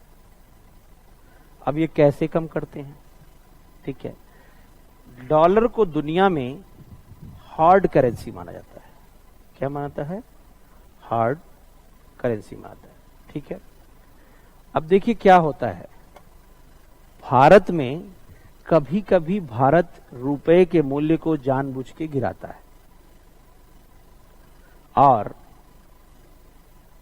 दो तीन बातें हैं इसको, बड़ी इंटरेस्टिंग है, सुनिए इस चीज को। क्या? पहले रुपए का अवमूल्यन क्या है ये समझिए थोड़ा सा।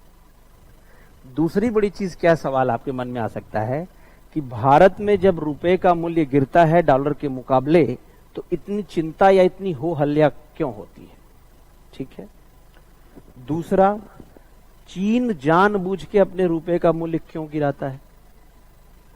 भारत की जब करेंसी डॉलर के मुकाबले गिरती है तो ये चिंता का विषय होता है भारत के लिए। लेकिन जैसे ही चाइनीज मुद्रा या चीन अपनी मुद्रा जानबूझ के गिराता है, किसकी तुलना में? डॉलर की तुलना में, तो उसके लिए क्या हो जाता है, ये खुशी की बात हो जाती है, और इसको लेकर के वो अपनी स्ट्रेटजी भी बनाता है, और इसी को बेस बना के ट्रेड वॉर हुआ। थोड़ा सा इसको समझिएगा। तो पहले तो समझते हैं क्या है रुपए का अवमूल्यन।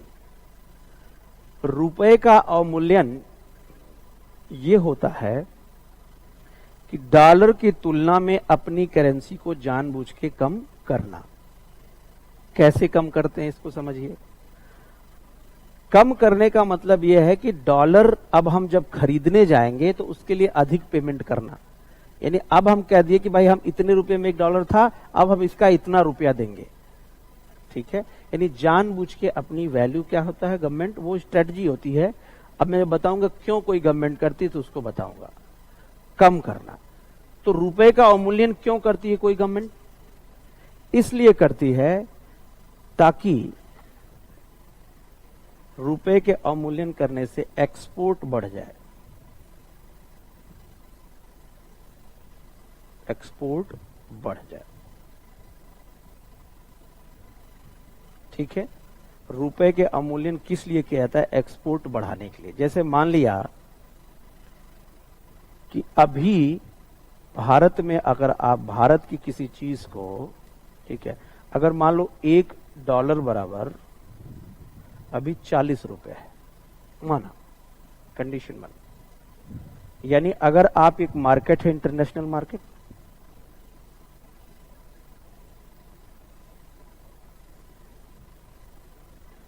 यहां आप $1 लेके जाते हैं तो इंडिया की कितनी 40 रुपए की चीज मिलेगी आपको।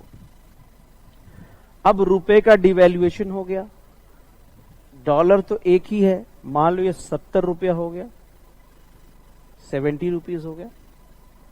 अब उसी मार्केट में जाएंगे तो क्या $1 लेके जाएंगे, ठीक है, तो अब उन्हें कितने रुपए की चीज, 70 रुपए की चीज मिल जाएगी। जैसे मान लो कि इसको चलो 80 मान लेते हैं, ठीक है। जैसे मान लो कि ये 40 है और 80, इसमें समझ में आएगा आपको। 80 रुपया हो गया तो आपको 80 रुपए की चीज मिलने लगी, ठीक है। अब इसको समझ लो कि ये अगर $1 लेके जाते थे तो 40 रुपए में, यानी मान लो 40 रुपए में 10 रुपए एक केले का है, 4 केला मिल रहा है, 4 बनाना मिलता है, 4 बनाना मिलता है। ठीक है, 40 रुपए में लेके जा रहे हैं, 4 बनाना मिलता है। ठीक है, अब क्या है कि ये $1 बराबर 80 रुपए हो गए, फिर वही $1 लेके जा रहे हैं और इन्हें अब कितने बनाने हैं, 8 बनाना मिलने लगा। तो इन्हें ये सस्ता पड़ा कि नहीं पड़ा बताइए? किसी भी एक व्यक्ति को इंटरनेशनल मार्केट में केला क्या हुआ, सस्ता पड़ा? यानी सस्ता पड़ा जब, इसका मतलब जो पैसा लेके जाते थे जिसमें 4 केला मिलता था, अब कितना मिलने गया, 8 मिलने लगा। यानी वो चीज सस्ती महसूस होने लगी, और जब कोई चीज सस्ता महसूस होने लगता है उसका डिमांड क्या होने लगता है भाई, और अधिक खरीदता है आदमी। भाई महंगा हो तब तो आदमी कम लेता है ना, परचेज करने के लिए लोग आगे आना शुरू होते हैं, यानी लोग और खरीदना शुरू करेंगे क्योंकि यार ये सस्ता मिल रहा है। तो इससे क्या होगा, केले का एक्सपोर्ट बढ़ जाएगा। समझ पाए कि नहीं? मैंने कहा कि अगर $1 लेके 4 केले मिलते थे, अब वही $1 ले जा करके, यानी क्या हुआ, यहां पे आप ऐसे कह सकते हो कि अब वही केले सस्ते पड़ने लगे। जब सस्ते पड़ने लगे तो और लोग खरीदने आएंगे, क्योंकि देखो डिमांड बढ़ाने के लिए कभी कभी देखा होगा सब्जियों में, ठीक है, कि माल नहीं बिक रहा हो तो अचानक क्या करते हैं, जब लास्ट में चलने लगते हैं, कोई सब्जी बेच रहा हो, ठीक है, और बहुत चालाक लोग होते हैं ना, शाम के जब बाजार खत्म होने लगता है तब वो जाते हैं सब्जी लेने। क्यों? क्योंकि वो बेचने आया है तो फटाफट वो वैल्यू गिरा देता है, यानी कीमत कम कर देता है। यार अब 8 रुपए किलो ही आई है, 8 रुपए किलो, पहले 20 बेच रहा था, 8 रुपए किलो, 8 रुपए किलो वो बेच देता है। तो जब मैंने क्या समझाना चाह रहा हूं कि जब चीजें सस्ती पड़ने लगती हैं तो अचानक में क्या लोगों के अंदर खरीदने की क्षमता या खरीदने की इच्छा जागने लगती है। तो उस प्रोड्यूसर के पॉइंट ऑफ व्यू से तो एक्सपोर्ट हुआ ना वो। मैं वही कह रहा हूं कि जब वैल्यू कम करोगे, अपना डिवैल्यूएट करोगे, वाई डिवैल्यूएशन, अवमूल्यन क्यों, टू इंपोर्ट एक्सपोर्ट करोगे। लेकिन इसके उल्टा, ठीक है, इसके उल्टा मान लो, इसके उल्टा क्या हुआ, अगर आप 40 रुपया लेके जाते किसी मार्केट में, ठीक है, तो यहां मान लो $1 में 4 केले मिल रहे हैं, ठीक है, $1 में 4 केले मिल रहे हैं, मान लो 40 रुपया आप लेके गए, यानी $1 बना। तो जो चीज $1 पाने के लिए आपको 40 रुपया खर्च करना पड़ रहा था, अब क्या किया, अब वो एक ही $1 की चीज कितने मिलेगी आपको, 80 रुपए मिलेगी। तो इंपोर्ट महंगा हुआ कि नहीं? क्लियर हुआ? इंपोर्ट क्या हो जाता है, महंगा हो जाता है। डिवैल्यूएशन से एक चीज समझ लीजिए, इंपोर्ट महंगा और एक्सपोर्ट क्या हो जाता है, सस्ता हो जाता है। क्लियर? एक्सपोर्ट क्या हो जाता है, सस्ता हो जाता है, इसलिए एक्सपोर्ट बढ़ जाता है। अब जब आपको महंगा होगा तो आप इंपोर्ट करने जाओगे क्या, नहीं जाओगे, ठीक है। यानी क्या है कि अब रुपए का डिवैल्यूएशन करने से क्या होता है, अब मैं कह रहा हूं भारत के लिए चिंता का विषय क्यों है, क्योंकि इंडिया को जो इकोनॉमी है, इंपोर्ट अधिक करना पड़ता है, यानी उससे महंगा पड़ेगा, अधिक $, चुकाना पड़ेगा, यानी $1 के लिए अधिक पैसा चुकाना पड़ेगा। इंपोर्ट महंगा हो जाता है, जबकि क्योंकि इंपोर्ट अधिक होता है इंडिया के लिए और एक्सपोर्ट बहुत कम है, तो उसे थोड़ा पैसा उसका मिलता है। एक्सपोर्ट बढ़ तो जाएगा, लेकिन आपका सामान भी तो होना चाहिए। आपके पास क्या है, नींबू, केला, कटहल, अचार, ठीक है, तो वो चीजें क्या हो जाती हैं, दिक्कत कर जाती हैं। इसीलिए कह रहे हैं कि जब रुपए का डिवैल्यू, तो इंडिया ने किया डिवैल्यूएशन इसलिए कि अपने एक्सपोर्ट को बढ़ाने के लिए किया है। एक बार 1966 में जब सूखा आ गया, मैंने बताया था, 3rd 5-year प्लान पूरी तरह फ्लॉप हो गई, तो पहले इंडिया ने वहां डिवैल्यूएशन किया। फिर 73 के दशक में क्या हुआ, बहुत ज्यादा अचानक अनस्टेबिलिटी हो गई, हमारा गल्फ में संकट हो गया चीजों को लेकर के, तब फिर हमने एक बार डिवैल्यूएशन किया था। फिर 1991 के बाद 90s के टिकट में मैंने बताया गल्फ वॉर जब हुआ था, ठीक है, पॉलिटिकल अनस्टेबिलिटी इतनी आ गई थी, हमारा सोना गिरवी हो गया था, तब वहां भी एक बार हमने डिवैल्यूएशन किया था। यानी डिवैल्यूएशन करके एक उपाय होता है गवर्नमेंट क्या कर सकती है, एक्सपोर्ट को बढ़ा सकती है, जिससे चालू खाते का घाटा क्या हो सकता है, कम हो सकता है। क्लियर हुआ? तो ये कुछ उपाय हैं गवर्नमेंट के, ठीक है, कि आप इसी तरीके से फिस्कल डेफिसिट को कम करके भी क्या किया जा सकता है, चालू खाते के घाटे को कम किया जा सकता है। कैसे बताइए? एक टर्म मैंने यूज किया चालू खाते घट करने के लिए, to reduce fiscal deficit, so current account deficit को भी क्या किया जा सकता है, कम किया जा सकता है।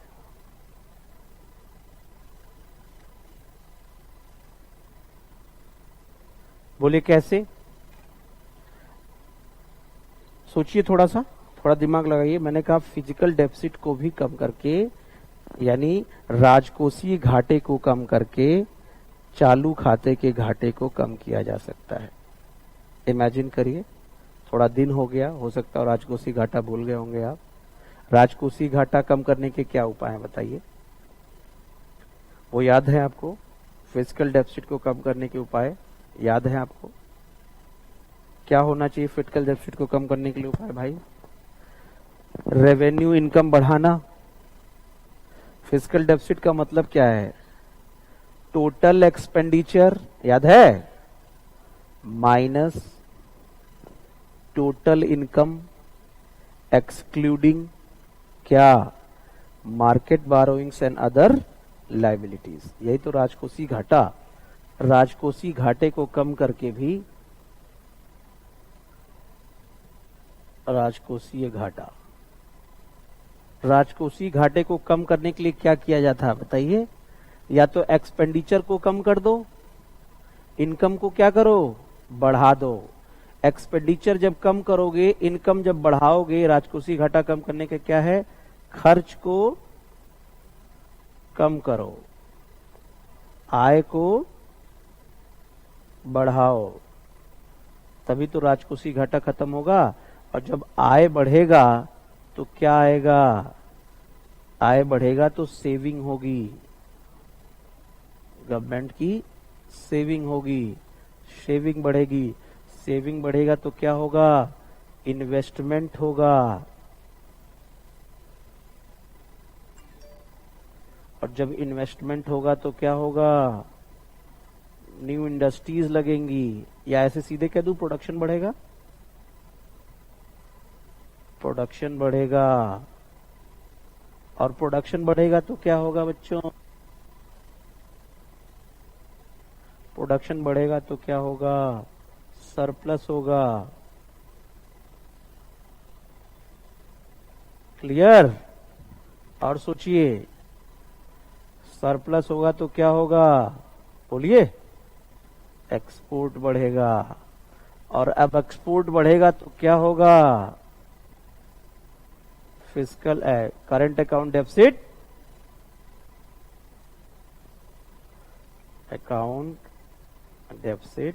भी कम होगा। क्या समझ में आया ये? राजकोषीय घाटे को कम करके कैसे कर सकते हैं? तो राजकोषीय घाटे को कम करके भी चालू खाते के घाटे को या व्यापार घाटे को कम किया जा सकता है। ये क्लियर हुआ आपको? तो आपसे मेंस में क्वेश्चन पूछ सकता है कि भाई चालू खाता किसे कहते हैं, चालू खाता किसे कहते हैं बताइए। चालू खाता में कौन कौन आता है वो समझिए। चालू खाते का घाटा क्या क्या होता है वो समझे आपने। चालू खाते का घाटा मतलब क्या है, किसी देश का एक्सपोर्ट अधिक है कम है, कम हो जाता है, और इंपोर्ट अधिक हो जाता है।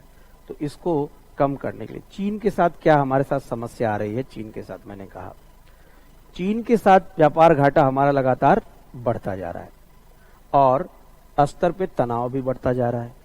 तो भारत क्या करे इस चीज को? दो तरीके हैं भारत को चीन के साथ व्यापार घाटा कम करने के लिए। क्या? पहले चीज, चीन के साथ व्यापार घाटा होता क्यों है?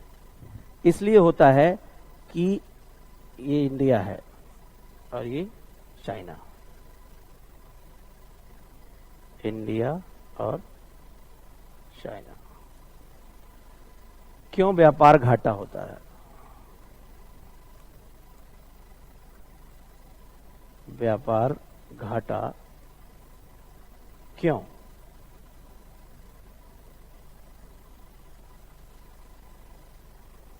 जो हमें चाहिए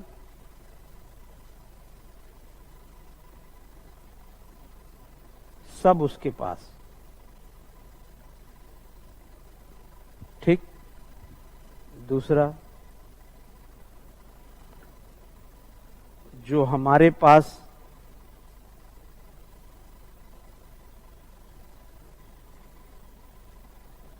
देने को है वह उसे नहीं चाहिए। अब ऐसी स्थिति में क्या होगा बताइए? व्यापार घाटा होगा कि नहीं? ऐसी स्थिति में बिल्कुल व्यापार घाटा होगा। जैसे मान लो हमारे पास देने के लिए क्या है, जो हमारे पास देने के लिए है वो है agriculture goods, maximum agriculture goods, ठीक है। इस मामले में चाइना खुद सफिशिएंट है और हमें क्या चाहिए वो सब उसके पास है जो हमें चाहिए, जैसे टेक्नोलॉजी, हार्डवेयर और क्या, मोबाइल। आज देख लीजिए मोबाइल की क्या स्थिति है। सारे के सारे चाइनीज ब्रांड आपके हाथ में होंगे इस समय। जिस मोबाइल से मुझे सुन रहे हैं वो भी मोर और लेस क्या होगा, चाइना का ही ब्रांड होगा, ठीक है। तो ऐसे में क्या है कि भाई उसे हमें जो चाहिए और हमें चाहिए, दिक्कत ये है। तो ट्रेड डेफिसिट तो होना ही होना है। सरकार अब क्या करे इस चीज को लेकर के? सरकार ने कहा कि जो अनावश्यक चीजें आ रही हैं उनको क्या किया जाए, रोका जाए पहले तो, यही तो भाई अनावश्यक चीजें क्या थी जो बहुत बड़ा रेवेन्यू हमारे यहां से लेके जा रहा था? कौन? टिकटॉक से क्या हो रहा था आप बताइए, इमेजिन करिए। टिकटॉक से क्या आवश्यकता थी क्या वो देश की समय? युवाओं के लिए टोटल टाइम किल करना। पबजी, यानी जो एप्स थे ये, इनके माध्यम से हम, अच्छा हमारा रिलेशन भी खराब नहीं हो रहा है तो इसलिए चाइना के से हम जो मेडिसिन मंगवाते हैं उस पर हमने बैन नहीं लगाया, ठीक है। चाइना से और वो चीजें जो जरूरी चीजें हैं, जैसे मान ले मोबाइल हुआ या और सारी चीजें हैं, वो हमने बंद नहीं किया। लेकिन ऐसी चीजें जो बहुत बड़े रेवेन्यू लेके जा रही हैं वो उनसे बहुत असर भी नहीं पड़ने वाला है, उसको बंद करके इस घाटे को कम किया जा सकता है। सरकार ने ऐसा किया। फिर दूसरी चीज क्या है? गवर्नमेंट दूसरा काम क्या कर सकती है? चाइना का विकल्प तलाश रही है, ठीक है। चाइना का विकल्प तलाश रही है, अल्टरनेटिव ऑफ चाइना गवर्नमेंट ढूंढती है और चाइना के विकल्प के रूप में किसे खोजा जाता है? हम आसियान देशों के साथ संपर्क में हैं, ठीक है। चाइना का विकल्प तलाशने के लिए हम किसके संपर्क में हैं? आसियान देशों के साथ संपर्क में होते हैं। और देखिएगा इंडिया और आसियान के साथ 1-to-1 डायलॉग होता है। आसियान की जब बैठक होती है, आसियान मतलब 10 देशों का संगठन है, एशियन एसोसिएशन ऑफ, ठीक है, साउथ ईस्ट एशियन। तो दक्षिण एशिया के 10 देशों का क्या है ये संगठन है, बताऊंगा मैं उसके बारे में। तो आसियान के साथ इंडिया ट्रेड पार्टनरशिप रखता है। और आपने देखा होगा कि प्रधानमंत्री जी ने 26 जनवरी को, मुझे लगता है 2 साल पहले, सभी 10 देशों के राष्ट्रीय अध्यक्षों को इनवाइट किया हुआ था आसियान के, ठीक है। और आसियान का पूरा डिटेल जब आप IR पढ़ोगे तो उसमें पूरा डिटेल आपको मिलेगा आसियान का, उसके बारे में आप जान पाओगे, ठीक है। तीसरी चीज क्या है जो बड़ी इंपॉर्टेंट है कि हम क्या कर रहे हैं, विभिन्न मंचों पर, ठीक है, जो ट्रेड वॉर हो रहा है चाइना का दूसरे देशों के साथ, उसका भी बेनिफिट लेने की कोशिश कर रहे हैं और एक लामबंदी होने की कोशिश कर रहे हैं कि चाइना क्या कर रहा है, एक अनहेल्दी प्रैक्टिसेस अपना रहा है वर्ल्ड के स्तर पे। क्या समझ में आया थोड़ा सा चीज? और चाइना, एक चीज मैं आपसे बताना भूल गया, क्या कि चाइना को फायदा क्यों होता है जब अपने रुपए का वो डिवैल्यूएशन कर लेता है? क्योंकि डिवैल्यूएशन करने से, मैंने बताया, चीजें सस्ती हो जाती हैं। अब उससे क्या होता है कि चाइना का एक्सपोर्ट बढ़ जाता है। अब चाइना का एक्सपोर्ट जब बढ़ने लगता है तो उसका असर ये होता है कि चाइना अपने माल को, क्योंकि देखो भाई उसके यहाँ मैन्युफैक्चरिंग बहुत अच्छा है। एक दो तीन बातें हैं बड़ी इंपॉर्टेंट है जो आपको बुक्स में शायद ही मिलती हो, वो समझ जरूरी है। ठीक है, एक अवधारणा बनाना जरूरी है। क्या? एक अवधारणा यह है कि चीन की इतनी बड़ी जनसंख्या उसके लिए वरदान क्यों है, भारत की इतनी बड़ी जनसंख्या उसके लिए अभिशाप क्यों है। ठीक है, अब देखिए क्या है सिचुएशन। दोनों के पास जनसंख्या है। चीन ने अपनी जनसंख्या को मैन्युफैक्चरिंग में लगा रखा है। पूरी की पूरी जनसंख्या। क्यों? क्योंकि वहां डेमोक्रेसी नहीं है। जब डेमोक्रेसी नहीं है, ऐसी स्थिति में सरकार जिससे जो बात कहती है उसे उसे करना पड़ता है। जहां जैसे वन चाइल्ड पॉलिसी हुआ इंडिया में, अभी देखो गवर्नमेंट सोच रही है जनसंख्या कम करने के लिए, तो अभी 2-3-4 सालों से, ये पूरा 5 साल पिछले गवर्नमेंट का निकल गया सोचने में ही कि जनसंख्या पॉलिसी लाए कि ना लाए। ठीक है, अब उसके बाद से क्या है, अभी भी सोच नहीं पा रहे हैं। लेकिन चाइना में क्या चीज है, एक बार सोचा हो गया। तो कहने का मतलब क्या है, भारत की भी जनसंख्या बहुत तेजी से बढ़ रही है और बहुत कम समय में हम चीन को पीछे करने वाले हैं। लेकिन भारत की जनसंख्या भारत सरकार के ऊपर, देश के ऊपर बोझ है, एसेट नहीं है, लायबिलिटी है। जबकि चीन का क्या है, जनसंख्या उसके लिए एसेट बन चुकी है। क्यों? चीन ने कुछ नहीं किया है। चीन ने छोटी छोटी चीजों को औद्योगिक इकाइयां लगा के वहां हर गांव में, हर घर में कुछ न कुछ बन रहा है। मैन्युफैक्चरिंग वहां हो रहा है हर घर के अंदर। ठीक है, आप इमेजिन करो इंडिया का कोई गांव, ऐसा घर कि हर घर में कुछ बन रहा हो। आप इमेजिन करो ऐसे इंडिया का आज के 5 साल 10 साल बाद, कि भाई कोई भी इस चक्कर में ना पड़े कि हमें क्या है, पहले 12 करना है, फिर ग्रेजुएशन करना है, पोस्ट ग्रेजुएशन करना है, फिर जॉब ढूंढनी है, फिर बेरोजगार बैठे रहना है। अगर ऐसी सिचुएशन बन जाए, दिक्कत क्या है, हमारे सोसाइटी में हमने हायरार्की बनाया हुआ है। सरकारी नौकरी, अच्छा प्राइवेट, अरे ठीक है कुछ करता होगा।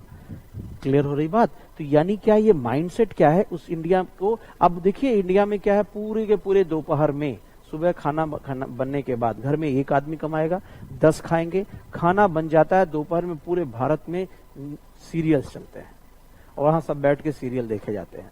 अगर हर घर में कुछ न कुछ छोटी छोटी चीजें बनती और उनको बड़ा मार्केट दिया जाता, तो आप सोचिए भारत कितनी बड़ी अर्थव्यवस्था बन जाता। चीन ने यही किया। उसने क्या किया, हर अपनी जनता को क्या किया, मैन्युफैक्चरिंग में कुछ न कुछ बनाने में इन्वॉल्व कर दिया और एक चेन मार्केट दे दिया। यानी इससे क्या हुआ, पूरे देश में उत्पादन बहुत तेजी से बढ़ गया। अब जब उत्पादन बढ़ गया किसी कंट्री के अंदर, जब उत्पादन बढ़ जाता है तो वो उसको बेचने के लिए कोई नया बाजार तलाशता है। चीन ने क्या किया, नए बाजार तलाशने शुरू किए। चीन WTO का मेंबर है, तो विभिन्न देशों में अपने माल को बेचना शुरू किया। लेकिन उसे लगा कि भाई हम करेंसी के साथ क्या करें, तो उसने अपने करेंसी को एकदम नीचे कर लिया कि थोड़ा सस्ता ही बिकेगा लेकिन जरूरत से ज्यादा बेचेंगे। अब देखो क्या हुआ, माल हमारे यहाँ बन के पड़ा। बिल्कुल अंग्रेजों वाले पॉलिसी मैंने एक दिन बताया था कि औद्योगिक क्रांति के बाद वहां माल बहुत 80 में, कहा इंग्लैंड में बहुत बड़ी मात्रा में उत्पादन हो गया। उत्पादन के बाद से क्या, वहां नया बाजार तलाशने लगे। अब जब वो नया बाजार तलाशने आए, कहां पे, भारत में, तो यहाँ के उद्योग को चौपट कर दिया। क्यों? क्योंकि यहाँ पे उनके लिए एकदम सस्ते में उन्हें बेचना शुरू किया, क्योंकि उनके यहाँ तो वो माल कहाँ, ब्रिटेन में सड़ रहा था। इंडिया में जो मिल जाए तो बेटर है। और उस ऊपर से क्या हुआ, राजाओं ने यहाँ टैक्स फ्री कर दिया, तो लोकल उद्योग खत्म हो गया। सेम चीज चाइना कर रहा है। आज चाइना अपने माल को नीचे करके, यानी उसके दामों को कम करके, अपने वैल्यू का डिवैल्यूएशन करके, करेंसी का डिवैल्यूएशन करके, सभी दुनिया के देशों में अपने बाजार, अपने मालों को बांटता हुआ जा रहा है। अब भाई ग्राहक होता है, उसे ये चीज सेम, मतलब थोड़ी खराब भी चलेगी अगर एक चीज कम पैसे में मिला। जैसे मोबाइल फोन का आपको मैं उदाहरण बताऊं, कम पैसे में अगर उसे मिलने लगे, क्या, मोबाइल फोन, सेम चीज, जैसे एप्पल की चीजें, अगर उसे एप्पल का फोन वो दे रहा कितने में, 80,000 70,000 में, सेम चीज, और ये 8,000 में दे रहा है, तो कौन लेगा भाई? यहां जाएंगे। और यही करके उसने पूरे विश्व के बाजारों में अपने माल की डंपिंग करनी शुरू कर दी, उसको रखना शुरू कर दिया। और इससे बहुत ज्यादा परेशान हो गया। क्यों? क्योंकि एक तो लोकल आदमी परेशान होगा, यहाँ का उद्योगपति परेशान होगा। अब देखो भारत में तो कोई ऐसा है ही नहीं जो टक्कर दे सके, और भारत इतना बड़ा बाजार है मोबाइल फोन के मामले में, ठीक है। इसलिए क्या है, भारत का बाजार उसके लिए एकदम खुला हुआ है, एक ही भारतीय। अब कुछ विदेशी आते हैं तो विदेशी ये भी है, विदेशी ये भी है, तो जहां अच्छा टैक्स मिलेगा गवर्नमेंट उसे अलाउ कर देती है, ठीक है। लेकिन अगर कोई इंडियन कंपनी भी सोचो अच्छी ढंग की कंपनी मोबाइल बनाने लगे, तो वो उसका जो ऑपरेशन कॉस्ट होगा चाइनीज मोबाइल की तुलना में बहुत अधिक होगा। क्या वो टिक पाएगा? कभी नहीं टिक पाएगा। यही कारण है कि अभी तक इतना बड़ा मोबाइल बाजार बनने के बाद भी माइक्रोमैक्स को छोड़कर कोई इंडियन कंपनी मोबाइल की कंपनी नहीं बनी हुई है, इंडिया के अंदर नहीं बनी हुई है। समझ पाए आप? तो यानी आप हिस्ट्री से भी इस चीज को जोड़ के दे सकते हैं कि चाइना वर्तमान समय का नया ब्रिटिश है, और यही बेस बना चाइना और अमेरिका के बीच ट्रेड वार का। ट्रेड वार का बेस कैसे बना कि जब अपने माल की डंपिंग चाइना अमेरिका में करने लगा, तो अमेरिका ने इस बात को देखा, तो उसने कहा कि आप जानबूझ के डॉलर की तुलना में अपने रुपए का डिवैल्यूएशन क्यों करते हो? इससे क्या आप हमारे मार्केट पे छाते जा रहे हो, यहाँ माल की डंपिंग करते जा रहे हो, ये गलत बात है। इसलिए हम आप पे हाई टैक्स लगाएंगे, आपको अपने यहाँ एंट्री ही करने नहीं देंगे। और यहीं से शुरू हुआ ट्रेड वॉर, और ट्रेड वॉर का कुछ फायदा भारत भी उठाया क्या वहां पे, लेकिन उसका नुकसान भी भारत को हुआ ट्रेड वॉर का, ठीक है। अब चलिए, क्या आपने करेंट अकाउंट डेफिसिट समझ लिया? करेंट अकाउंट समझा, क्लियर। अब कैपिटल अकाउंट समझते हैं, पूंजीगत खाता। यह क्या है? इसको कह सकते हो it is an account of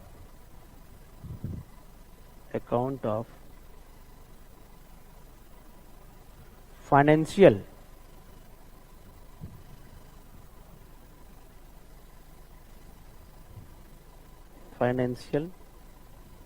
input and outputs, यानी वित्तीय लेन देन, वित्तीय लेन देन का खाता होता है, ठीक है। अब कैपिटल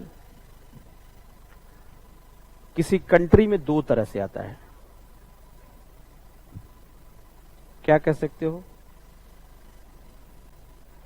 लोन या नॉन लोन, यानी ऋण पूंजी, ऐसे कह सकते हो, ऋण पूंजी और गैर ऋण पूंजी।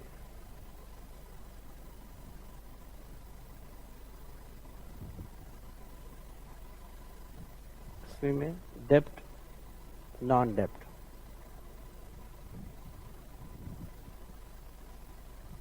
या लोन कह लो इसको, और ये नॉन लोन।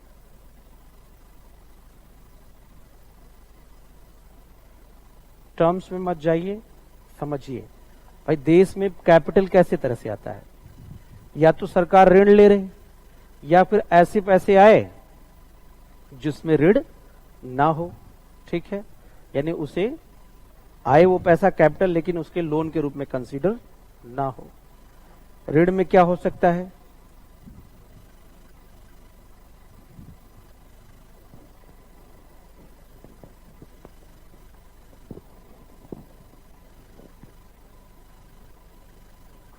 ठीक है।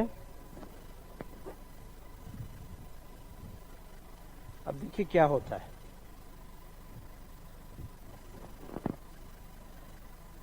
इसमें क्या होता है? ओनरशिप का ट्रांसफर होता है। पहले ऋण पूंजी में क्या हो सकता है, इसको देखो थोड़ा सा।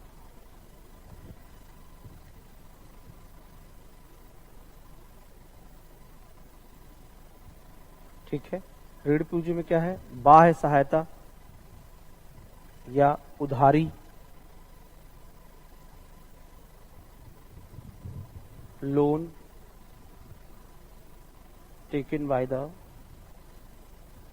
Government,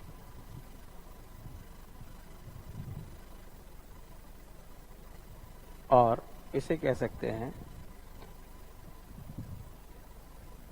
external support given by the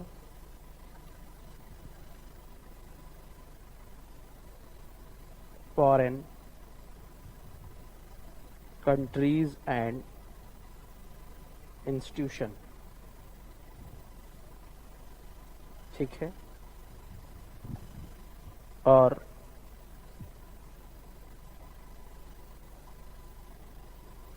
यानी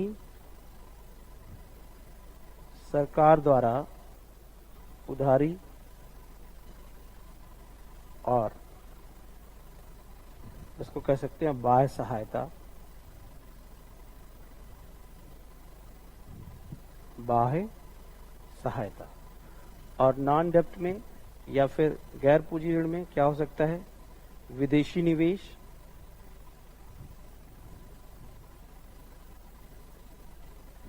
और क्या हो सकता है? अदर रिसिप्ट्स, अन्य प्राप्तियां।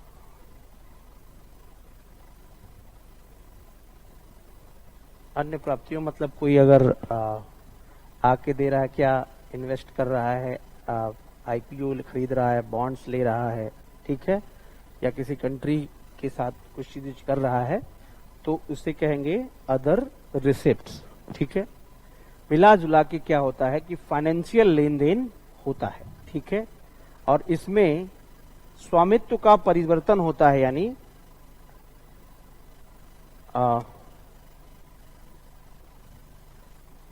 जैसे मान लो क्या होता है कि ओनरशिप ट्रांसफर, ऐसे कह सकते हो capital account is largely related to ownership transfer or sale and purchases of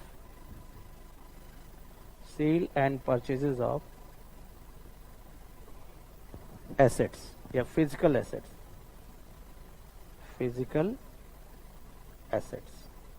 जैसे कोई मशीनरी खरीद रहा है, भूमि, भवन, प्लांट कोई अधिग्रहण कर रहा है, तो उससे ये रिलेटेड होता है।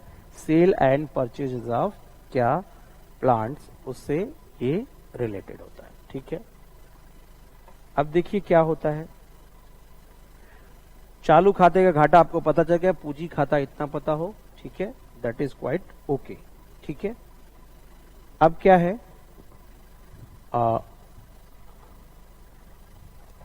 कैसे इन्वेस्टमेंट होता है या क्या सारी चीजें होती हैं, ये चीजें थोड़ा सा समझते हैं। एक दो टर्म है, फेरा और फेमा, ठीक है, या एफडीआई के बारे में थोड़ा समझ लेते हैं, एफडीआई और एफआईआई, उसके बाद आगे बढ़ाते हैं। कैपिटल अकाउंट की बात हो रही है, इसमें एक बहुत बड़ा रोल होता है क्या, एफडीआई का। एफडीआई फॉरेन डायरेक्ट इन्वेस्टमेंट, प्रत्यक्ष विदेशी निवेश। फॉरेन डायरेक्ट इन्वेस्टमेंट, प्रत्यक्ष विदेशी निवेश, ठीक है। और इस पे थोड़ा सा बात करेंगे, प्रत्यक्ष विदेशी निवेश तो क्या है, क्या है FDI, what it is an investment, यह एक निवेश है, ठीक है, निवेश है किस में, it is an investment done by a foreigner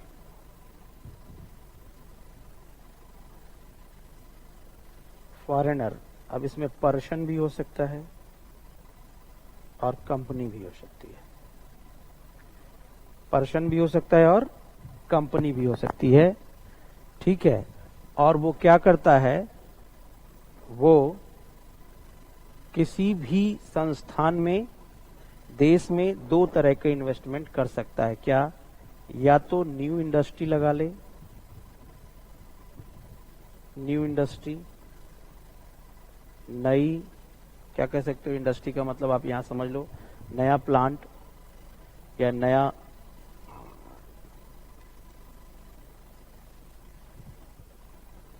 नया प्लांट लगा ले, या पहले से चल रहे किसी प्लांट को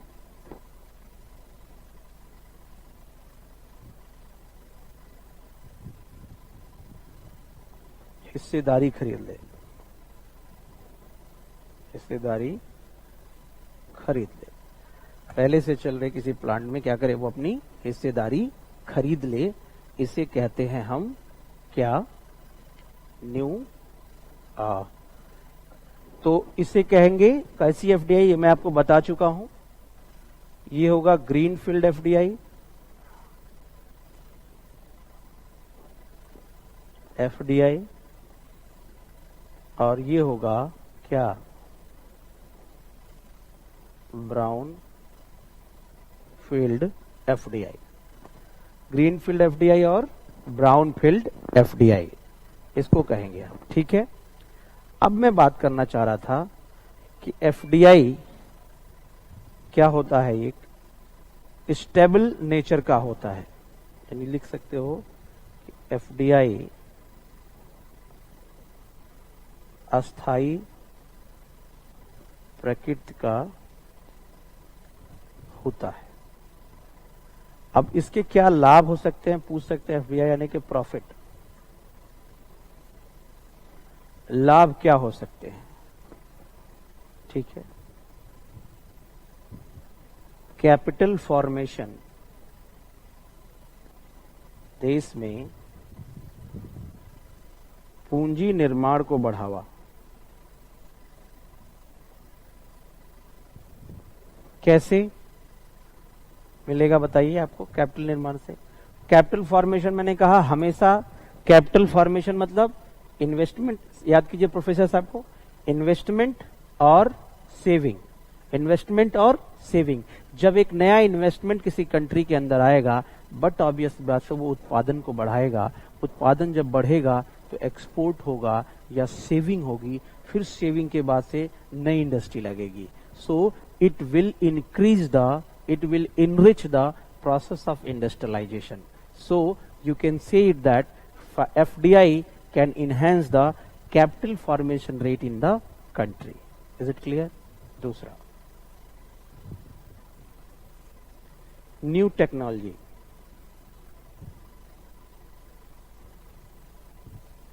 new technology arrival,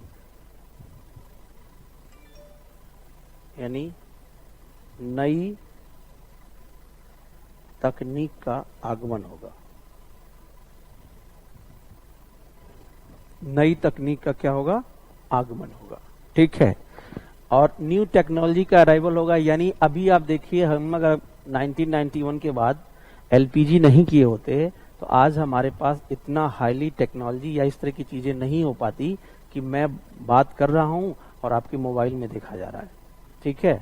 तो ये बहुत बड़ा देन एक तरीके से एफडीआई का है कि वर्चुअली हम और आप मिल पा रहे हैं, बात कर पा रहे हैं। क्लियर हो रही बात? तो इसलिए ये भी बहुत इंपॉर्टेंट है। नई तकनीकी आएगी, अगर मान लो एफडीआई आया तो उससे क्या आएगा? न्यू टेक्नोलॉजी आएगी, ठीक है। फिर क्या होगा?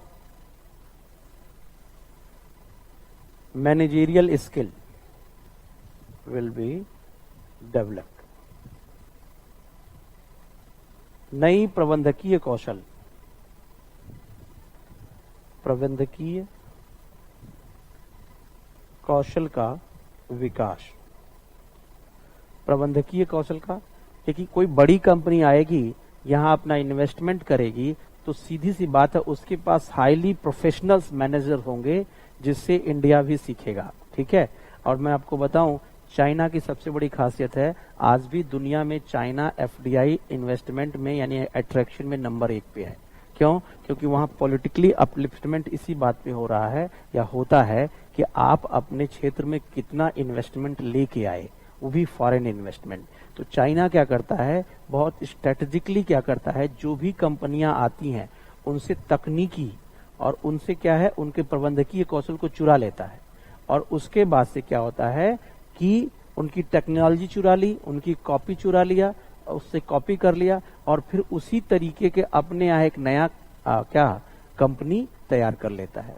अब इससे क्या हो जाता है कि इसमें क्या है कि अब वहां दो बातें हैं। आप देखिएगा चाइना में फेसबुक नहीं है, गूगल नहीं है, ट्विटर नहीं है, अमेजॉन नहीं है, यानी जितने भी सोशल साइट्स हैं उनका उन्होंने अपने यहां अल्टरनेटिव बना लिया है। व्हाट्सएप नहीं है, ठीक है। तो उन्होंने क्या किया, इन कंपनियों को पहले ये क्या करते चाइना कि इन कंपनियों को अपने यहां बुलाते हैं। अब कंपनियां क्यों जाती हैं, क्योंकि वहां चीप लेबर मिलता है और वहां सबसे बड़ी चीज पॉलिटिकल सपोर्ट मिलता है।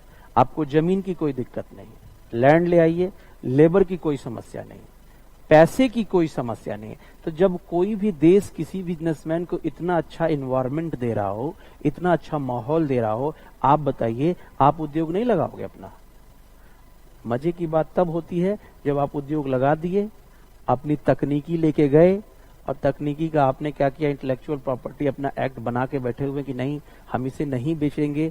वहां उसने क्या किया, क्लोन कर लिया, आपकी टेक्नोलॉजी को चुरा लिया। और आप वहां की कोर्ट में जाओगे तो वहां की गवर्नमेंट भी इस बात को सपोर्ट करती है। और यही कारण है आपको हर कंपनी का एक जेरॉक्स कंपनी वहां मिलेगा आपको। जैसे मैंने कहा कि वहां ना तो फेसबुक है, ना गूगल है, ना फिर ट्विटर है, ना व्हाट्सएप है, ना इंस्टा है, उनके अपने चीजें हैं वो, ठीक है। अब देखिए क्या है, तो प्रबंधकीय कौशल भी मिलता है। चौथा क्या, मार्केटिंग स्किल्स,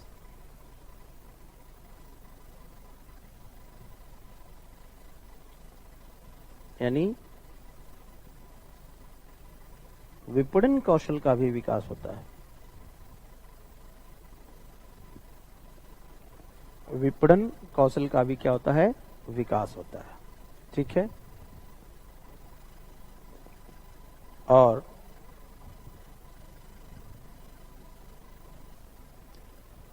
पांचवा एम्प्लॉयमेंट, ऐसे कि लिख सकते हो new job opportunities, new job opportunity, यानी रोजगार के नवीन अवसर भी मिलते हैं, ठीक है। और इससे क्या होगा, बहुत सारी चीजें मैं यहां बेसिक लिखा रहा हूं। न्यू करेंसी रिजर्व, यानी new foreign reserve, new currency foreign reserve को भी क्या मिलता है, बढ़ावा मिलता है। नई विदेशी मुद्रा क्या भंडार, इसके विदेशी मुद्रा का भंडार इससे बढ़ता जाता है। न्यू फॉरेन करेंसी रिजर्व इससे बढ़ता जाता है, ठीक है।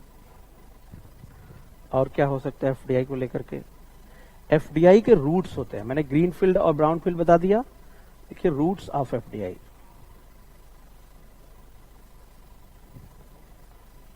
रूट्स ऑफ एफडीआई, ठीक है।